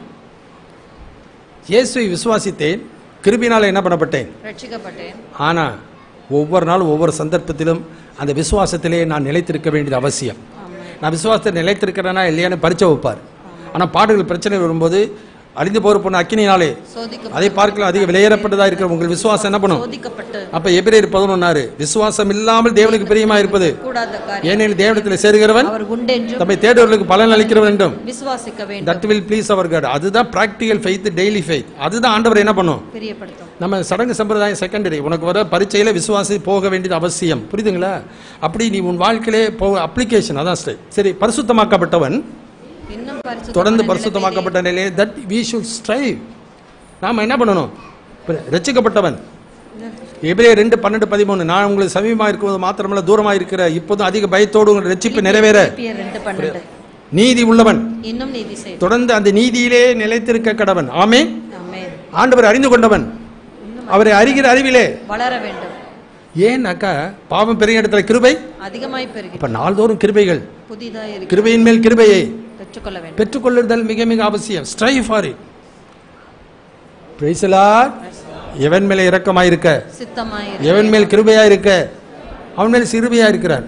இப்போ தேவனுடைய பலத்தினாலே காக்கப்பட்டிருக்கிற உங்களுக்கு பலத்தின் மேல் மகிமையின் மேல் இப்படியே போய் ஆண்டவர் அறிகிற அறிவிலே வளர்ந்து கிடைச்சாச்சு போச்சு. நான் அடைந்தாயிற்று அல்லது முற்றிலும் தேரே நானே என்று எண்ணாமல் முன்னாடி கிறிஸ்துவுக்குள் தேவனைத்த பரமழைப்பின் பந்தய புழுக்கால் நோக்கி என்ன பண்ணணும்? தொடர்தல். ஸோ ஸ்ட்ரைவ் டிலிஜென்ட்லி, ஜாக்கிரதையாய் சொன்ன வசனத்தை அப்படியே அப்ளிகேஷன் பண்ணி அது சொன்ன வாக்குத்தத்தை ஆண்டவர் நிறைவேற்றும் பொழுது தேவன் இந்த காரியத்தை செய்தார். அதற்காக கர்த்தருக்கு ஸ்தோத்திரம். Praise the Lord. நீ விசுவாசித்தால் விசுவாசிக்கிறவனுக்கு தேவனால் கூடாத காரியம் இதெல்லாம் சொல்லி பிரயோஜனம் இல்லை. அனுபவிச்சு பார்க்கும்போது தான் நாளுக்கு நாள் அவருடைய ரட்சிப்பை சுவிசேஷமாய் அறிவீங்க. நாள்தோறும் அவர் கிருபைகள் புதிதாக இருக்கிறது. பலவிதமான அந்நிய போதனை அழைப்புன்னு தெரியாதிருங்கள். போஜன பதார்த்தங்களினால் அல்ல கிருபையினால் இருதயம் சிறப்படுகிறது. அதெல்லாம் வாசிக்கிறோம். அந்த வசனங்களில் வாசிக்கிறோம். கடைசி 4:13 வாசிக்கிறோம். இந்த ரெண்டு அவருடைய பார்வைக்கு மறைவான சிறுசி ஒன்றுமில்லை, சகலமும் அவருடைய கண்களுக்கு முன்பாக நிர்வாணமாயும் வெளியரங்கமாயும் இருக்கிறது. அவருக்கே நாம் கணக்கு ஒப்புவிக்க வேண்டும். அவர் அக்கௌண்டபிலிட்டி. நாம் கணக்கு ஒப்புவிக்க வேண்டிய நிலையிலே நாம் கணக்கு ஒரு நாளிலே வந்து வாய்க்க வேண்டிய ரெண்டு காரியங்கள், எக்ஸ்போஷர் அண்ட் இவாலுவேஷன். எக்ஸ்போஷர் அதாவது நம்முடைய வாழ்க்கையில நம்மை நாமே நிதானித்து அறிந்தோமானால் நாம் என்ன பண்ணப்பட மாட்டோம்? நியாயம் தீர்க்கப்பட மாட்டோம். 1 கொரிந்தியர் 11:29 வாசிக்கலாம். 1 கொரிந்தியர் 11:29 வாசிக்கலாம் 32 வரைக்கும். எண்ணத்தினாலெனில் அபாத்திரமாய் போஜனபானம் பண்ணுகிறவன் கர்த்தருடைய சரீரம் என்னதென்று நிதானித்து அறியாததினால். இவாலுவேஷன் நீ எப்படி பண்ற அப்படின்றத ஆண்டவர் நாமளே என்ன பண்ணணும், இவாலுவேட் பண்ணி பார்த்துக்கணும். நாமே நிதானித்து அறிந்தோமானால் நாம் என்ன பண்ண போறது? நியாயம் தீர்க்கப்படும். வாசிக்கலாமா? நிதானித்து அறியாததினால் தனக்கு ஆக்கினை தீர்ப்பு வரும்படி போஜனபானம் பண்ணுகிறான். இது நிமித்தம் உங்களில் அநேகர் பலவீனரும் வியாதி உள்ளவர்களுமாய் இருக்கிறார்கள், அநேகர் நித்திரையும் அடைந்திருக்கிறார்கள். நம்மை நாமே நிதானித்து அறிந்தால் நாம் நியாயம் தீர்க்கப்படும். நாம் நியாயம் தீர்க்கப்படும் போது உலகத்தோட ஆக்கினைக்குள்ளாக தீர்க்கப்படாதபடிக்கு கர்த்தராலே சிட்சிக்கப்படுகிறோம். சோ இப்ப நம்முடைய வாழ்க்கையில how we evaluate ourselves, நம்ம வந்து நான் நல்லா எழுதியிருக்கிறேன், எவ்வளவு மார்க் வரும் சொல்றாங்க. சொல்லி இவங்க என்ன தோணுதோ அதை என்ன பண்றாங்க சொல்றாங்க. நான் வந்து ரொம்ப நான் இஸ்ரவேல் ஜனங்க அப்படிதான் சொல்லுவாங்க, நாங்க எங்கள் ஆண்டவரை தவிர வேற யாரும் இது பண்ண மாட்டோம், அவரை தான் துதிப்போம், வேற ஒரு பேருடைய நாமத்தை உச்சரிக்கவே மாட்டோம். ஆனா தங்கள்கிட்ட வருகிற இயேசுவை பத்தி அவங்களுக்கு தெரியல, இரட்சகரை தெரிஞ்சு கொள்ளல. எத்தனை தடவை சேர்த்துக்கொள்ள மனதாக இருந்தாலும் அவர் தெரியல. ஆனா அவங்க என்ன சொல்றாங்க, நாங்கள் தேவனால் தெரிந்து கொள்ளப்பட்டவர், நாங்கள் ஆபிரகாமுடைய சந்ததி, விடுதலை ஆவீர்கள் என்று எப்படி சொல்லுகிறீர், எப்படி இவாலுவேட் பண்றாங்க. இதே மாதிரி தான் இன்றைக்கு நம்ம நினைத்து கொண்டு இருக்கிறார். நான் ரட்சிக்கப்பட்டவன், ஞானஸ்தானம் பெற்றவன், அபிஷேகம் பெற்றவன், 40 வருஷம் ஊழியம் செஞ்சுட்டு இருக்கேன். உன்னுடைய இவாலுவேஷன் வேற, ஆண்டவருடைய இவாலுவேஷன் வேற. லவோதோக்கிய சபை அவங்க என்ன சொல்லுகிறாங்க, 3ஆம் அதிகாரத்திலே 17-18 வசனத்துல வாசிக்கலாம். வெளிப்படுத்தல் 3:17-18-19 வசனம். நீ நிர்பாக்கியம் உள்ளவனும் பரிதபிக்கப்படத்தக்கவனும் தரித்திரனும் குருடனும் நிர்வாணியுமாய் இருக்கிறதை அறியாமல். ஆண்டவர் போட்ட மார்க் பத்திகள் எப்படி இருக்கு, பின்னாடி வாசிக்கலாம். அவங்க இவர் போடுற மார்க் எப்படி இருக்கு, நான் ஐஸ்வர்யவான் என்றும் திரவிய சம்பன்னன் என்றும் எனக்கு ஒரு குறைவும் இல்லை என்றும் சொல்லுகிறபடியால். அப்ப இவர் போட்ட கணக்கு எப்படி, ஆண்டவர் போட்ட கணக்கு எப்படி? எனவே ஆண்டவர் இன்றைக்கு நம்மை எப்படி நம்முடைய வாழ்க்கையை பார்க்கிறாரோ அப்படி நம்மை பார்க்க வேண்டியது மிக மிக அவசியம். அதனால evaluation and exposure. N evaluation தவறாக இருந்தாக்கா டீச்சர் என்ன பண்ணுவாங்க, தப்புன்னு போட்டுட்டு எந்த விதத்தில் தப்பு, நல்லா படிக்கிறவங்களா இருந்தா, நல்லா பார்க்கிறவங்களா இருந்தா, சார் என்னப்பா இந்த தப்பு இப்படி செஞ்ச, நீ இது இப்படித்தானே, உனக்கு தான் தெரியுமில்ல, உனக்கு தான் நல்ல வத்தியா இருந்தா உனக்கு தான் தெரியுமில்ல, ஏன் இப்படி போட்ட, சரி சரி அடுத்த என்ன பண்ணு, ரைட் தானே சார், என்னைய மாதிரி 5 மார்க் வாங்கினேன், ஏன்டா இந்தடா டேய் 5 மார்க் வாங்கியிருக்கேன், இந்த வாங்கிட்டு பேப்பர் வாங்கிட்டு போ அப்படின்வாங்க. ரைட்டா? ஏன்னா என்ன சொன்னாலும் அவங்க புரிஞ்சிக்க மாட்டான். ஆனால் அவனுக்கு சொன்னான், ஆனால் எத்தனை தினமோ உனக்கே என்ன இல்லை மனசுக்கு சொல்லுவாங்க, புரிஞ்சுக்குவான், அடுத்த தடவை அதிக மார்க் வாங்குவான். புரியுதா? புரியுற மாதிரி தான் உதாரணம் சொல்கிறேன். என்ன சார் 10 மார்க் வாங்குறேன்ட்டு வந்து எப்படா வாங்கினா 10 மார்க்கு அப்படிங்குவாங்க சில வாத்தியார்லாம். 10 மார்க் எப்படிடா வாங்கினவனாங்க, அதே இது 95 வாங்கின மார்க்கு அப்படி தானே சொல்லுவீங்க சார். என்ன விட்டுட்ட, போனதில் நல்லா வாங்கினேன், இது நல்லா செஞ்சிருப்பிய நீ, இதான் உனக்கு நல்லா தெரியுமே. அவங்க சொல்லுவாங்க, நல்லா தெரியுமா, நல்லா தான் படிச்சிருப்ப, எப்படி விட்ட, சரி சரி ஜாக்கிரதை, இது எப்படி தெரியுமா, இந்த இதை நீ இப்படி போட்டிருந்தீங்கன்னா இந்த மார்க் வந்திருக்கும் அப்படி சொல்லி விட்டு போயிடுவாங்க. அவன் பிடிச்சிக்குவான். அடுத்த முறை ஜாக்கிரதையாகி போய் அதை அபியாசப்படுத்தும் பொழுது அதிக மார்க்குகள் வாங்குவான். ஸ்ட்ரைவ் டிலிஜென்ட்லி, பிரயாசப்படுங்கள். So accountability. ஸோ நம்ம வாழ்க்கையில் ஆண்டவர் என்ன பண்ணுவார், நம்ம இவனுடைய நிலையை ஆண்டவர் எடுத்து காட்டுவார். ஒவ்வொரு சந்தர்ப்பங்கள் சூழ்நிலை நடக்கும் பொழுதே எடுத்து காட்டுவார். அதையும் தாண்டி நம்ம அப்பிரசத்தில் வரும்போது நம்ம நிதானித்து அறிந்துமானால் ஆண்டவர் நம்ம எடை போட்டு காண்பிப்பார். வசனங்களின் மூலமாக, செய்திகள் மூலமாக நம்மோடு கூட இடைப்படுகிற தெய்வம். இப்படி இல்லைனாக்கா ஆண்டவர் என்ன பண்ணுவார், அதை வெளியே கொண்டாடுவார். அதான் எக்ஸ்போசர்னு சொல்றது. நல்லா கவனிங்க. இது நிமித்தம் உங்களில் அநேகர் பலவீனரும் வியாதி உள்ளவர்களும் நித்திரை அடைந்தவர்களுமாக இருக்கிறார்கள். This is what will happen in these days. இதுதான் இந்த கடைசி நாட்களிலே சபைகளிலே, அது விசேஷமாக சபை ஊழியர்களே மூப்பர்களிடத்திலே நடத்துகிற காரியம், அதுக்கப்புறம் விசுவாசிகளிடத்திலே நடக்க போகிற ஒரு காரியம். ஏன்னா ஆண்டவர் அவர் செய்த தவறுகளை சுட்டி காண்பித்தே வந்தார். தெரியும் அவங்களுக்கு தப்புன்னு தெரியும். ஆனாலும் அவர்களுடைய ஆசை, அவருடைய விருப்பங்கள் இவைகளை நிறைவேற்றுவதிலே அவர்கள் குறிக்கோளாக இருந்தார்கள். ஆனால் ஆண்டோடைய கிருபை அவளுக்கு கிடைக்காது. கொஞ்சம் கொஞ்சமாக என்ன ஆகும், அவருடைய கிருபையை போக்கடிக்கிறதுனாலே அவருடைய பலவீனங்கள் வெளிப்பட ஆரம்பிச்சிடும். வெளிப்பட ஆரம்பிச்சோன்னே அவர்கள் என்ன பண்ணுவாங்க, ஆண்டவர் அதை வெளிக்கொணருவார். அது தண்டனை அல்ல, வெளிப்படுத்தினாலாவது நீ என்ன பண்ணு, திருந்துவதற்கு ஒரு சந்தர்ப்பத்தை கொடுக்கிறார். நான் சொல்ல பாயிண்ட் புரியுங்களா? ஏன்னா தேவனுடைய கிருபையை விருதாவாய் பெறாதபடிக்கு உடன் வேலையாட்களாக புத்தி சொல்லுகிறோம், இப்பொழுதே அணுக்கிற காலம் இப்பொழுதே. அப்போ எக்ஸ்போஸ் பண்ணும்போது என்ன பண்ணணும், தாவீதை போல 51ஆம் சங்கீதத்தில் தலைப்பு சொல்கிறது போல நாத்தான் தீர்க்கதரிசி வந்து தாவீது பத்சேபாளுக்கு பாவத்துக்கு உட்பட்ட பின் நாத்தான் தீர்க்கதரிசி இது உணர்த்தின பொழுது பாடின சங்கீதம். எக்ஸ்போஸ் பண்ணா உடனே ஆண்டவர்கிட்ட என்ன பண்ணனா, ஒப்புரவானா. நாத்தான் தீர்க்கதரிசி ரொம்ப உத்தமனா, தாவீது பாவியா?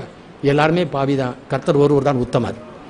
எனவே இதில் வெட்கப்படுவதற்கு ஒன்றும் இல்லை, ஆண்டவர் ஒப்புரவாகிறது தான் நமக்கு நல்லது. ஸோ எக்ஸ்போசர் அண்ட் இவாலுவேஷன் ஏன்னாக்கா 2 கொரிந்தியர் 5:10 சரீரத்தில் அவனவன் செய்த நன்மைக்காவது தீமைக்காவது தக்க பலனை அடையும்படிக்கு நாம் எல்லாரும் கிறிஸ்துடைய நியாயாசனத்தில் வந்து என்ன பண்ணணுமா? வெளிப்பட வேண்டும்.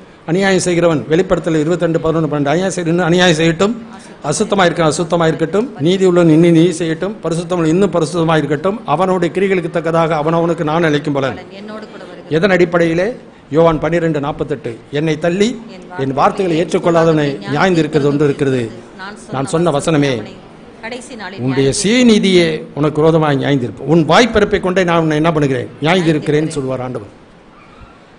ஏன்னாக்கா வசனத்தின் அடிப்படையில் நம்ம நிதானி தெரியல. யோவான் 3:18 வாசிக்கலாம்.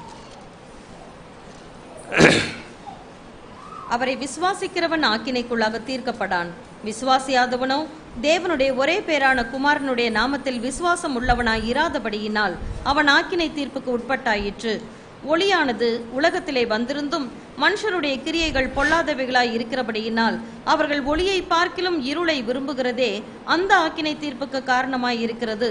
பொல்லாங்கு செய்கிற எவனும் ஒளியை பகைக்கிறான், தன் கிரியைகள் கண்டிக்கப்படாதபடிக்கு ஒளியின் இடத்தில் வராதிருக்கிறான். அடுத்த வசனம் ரொம்ப முக்கியம். சத்தியத்தின்படி செய்கிறவனோ தன் கிரியைகள் தேவனுக்குள்ளாய் செய்யப்படுகிறது என்று வெளியாகும்படிக்கு ஒளியின் இடத்தில் வருகிறான் என்றார். ஏன்னா ஒரு காரியம் இருட்டில் இருக்கிற வரைக்கும் ஒரு பொருள் இருக்கிற சில சிறிய பொருள் இருப்பது தெரியாது. ஆனா வெளிச்சம் எவ்வளவு அதை என்ன பண்ணுவோம், வெளிச்சத்துல கொண்டாந்து வந்து படிப்போம்.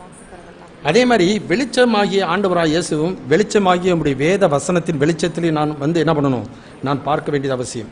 யோவான் மத்திய எபேசியர் 5:10 வாசிக்கிறேன், கர்த்தருக்கு பிரியமானது என்னதென்று அப்படி இருக்கு. அடுத்த வசனம் வாசிங்க, 5:11 வாசிங்க. களியற்ற அந்தகார கிரியைகளுக்கு உடன்படாமல் அவைகளை கடிந்து கொள்ளுங்கள், அவர்களால் ஒளிப்பிடத்தில் செய்யப்படும் கிரியைகளை சொல்லுகிறதும் அவலட்சணமாய் இருக்குமே.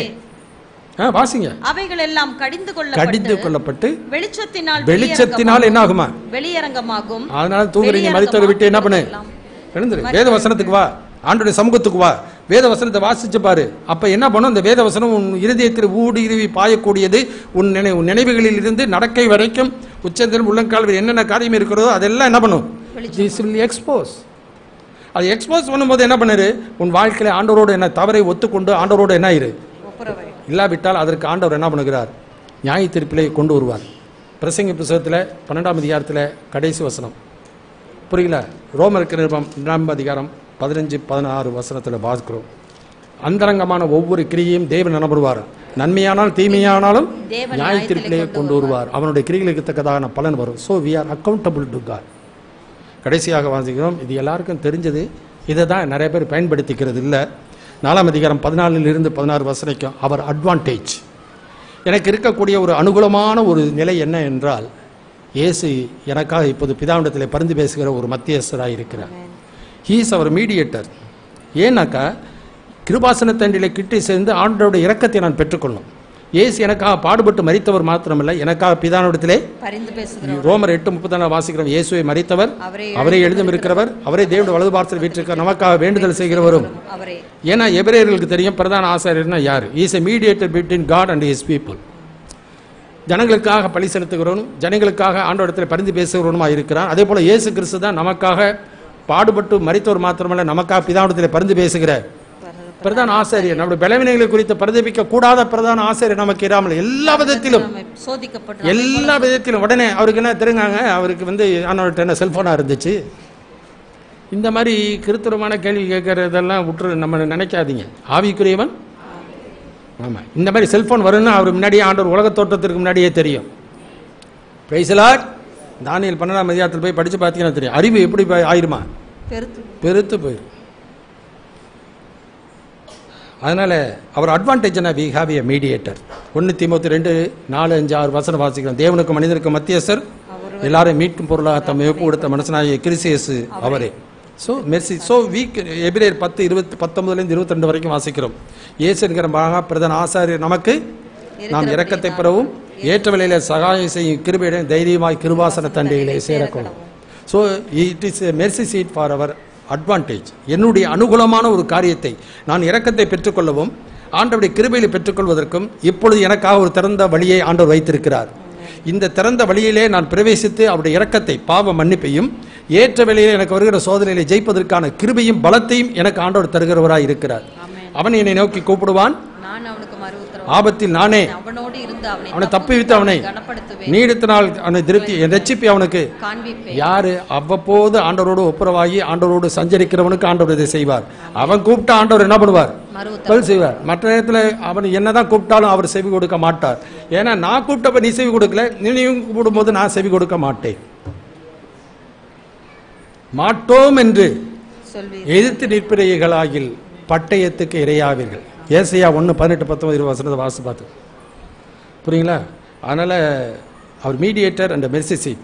If we miss the mercy seat we will face a judgement seat. கிருபாசனத்தை நாம் அவமதிப்போமானால் நியாயாசனத்துக்கு வந்து என்ன பண்ண வேண்டும்? நிற்க வேண்டியது அவசியம். அதனால இஸ்ரவேல் ஜனங்கள் அந்த வனாந்திரத்தில் அழிந்தார்கள்.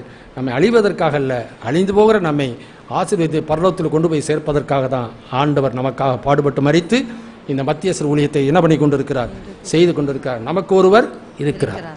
வானங்களின் வழியாக பரலோகத்திற்கு போன இயேசு என்னும் மகா பிரதான ஆசாரியர் நமக்கு இருக்கிறபடி ரட்சித்தவர் முற்றுமுடிய ரட்சிக்க வல்லவராய் இருக்கிறார். அதனால அப்படிப்பட்ட ஒரு ஆண்டவர் நமக்கு எபிரேயர் 10:7 24-25 ரட்சித்தவர் முற்றுமுடிய ரட்சிக்க வல்லவராய் இருக்கிறார். 1 யோவான் 2:1 வாசிக்கிறோம், பாவம் செய்யாதபடிக்கு உங்களுக்கு எழுதுகிறேன், ஒருவன் பாவம் செய்வனான நீதிபரராய் இருக்கிற இயேசு, வக்கீலாய் இருக்கிற இயேசு கிறிஸ்து நமக்காக பிதாவினிடத்தில் என்ன பண்ணுகிறாராம்?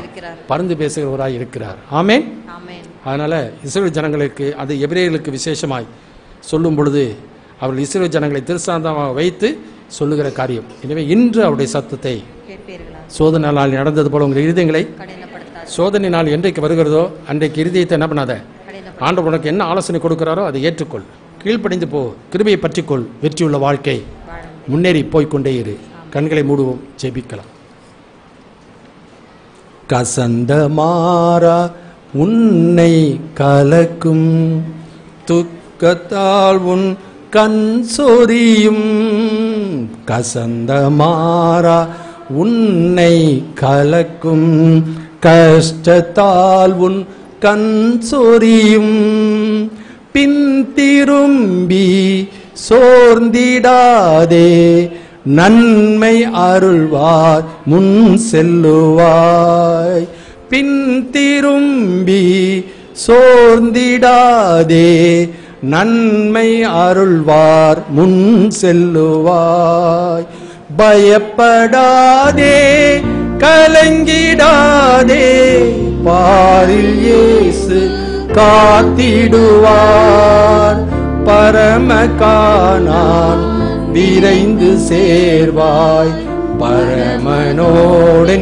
வாழ்ந்திடுவாய், பரமகானான் விரைந்து சேர்வாய், பரமனோடென்றும் வாழ்ந்திடுவாய். நான் வருமளவும் என்னை நினைவு கூறுங்கள், இப்படி இதை செய்யுங்கள் என்று சொன்ன ஆண்டவரே, நான் நினைத்து பார்க்கிறோம். எவ்வளவு பெரிதான ரட்சிப்பை இலவசமாய் கொடுத்தீர், கிருபையாய் ரட்சித்தீர். அந்த நாளிலிருந்து எங்களுடைய நம்பிக்கை உண்மையில இருக்கவும், நீர் கொடுத்த அந்த கிருபைகளை பற்றி கொண்டு உண்மை அறிகிற அறிவிலை வளர்ந்து நீர் வாக்கு பண்ணின அந்த நித்திய வாழ்வுக்கு நேராக எங்கள் வாழ்க்கை நடத்தவும், உடைய வருகைக்கு நான் எப்போதும் ஆயத்தமுள்ள புத்தியுள்ள கனிகளாய் காணப்படும். நீ விரும்புகிற தேவன், நாங்களும் அதையே விரும்பி வாஞ்சித்து அதற்கேற்ற வாழ்க்கை வாழ வேண்டும் என்று நீர் எழுதி கொடுத்த இந்த சத்திய வார்த்தைகளுக்கு நன்றியப்பா. இயேசுவின் நாமத்தில் வேண்டுகிறோம் பரமபிதாவே, ஆமென்.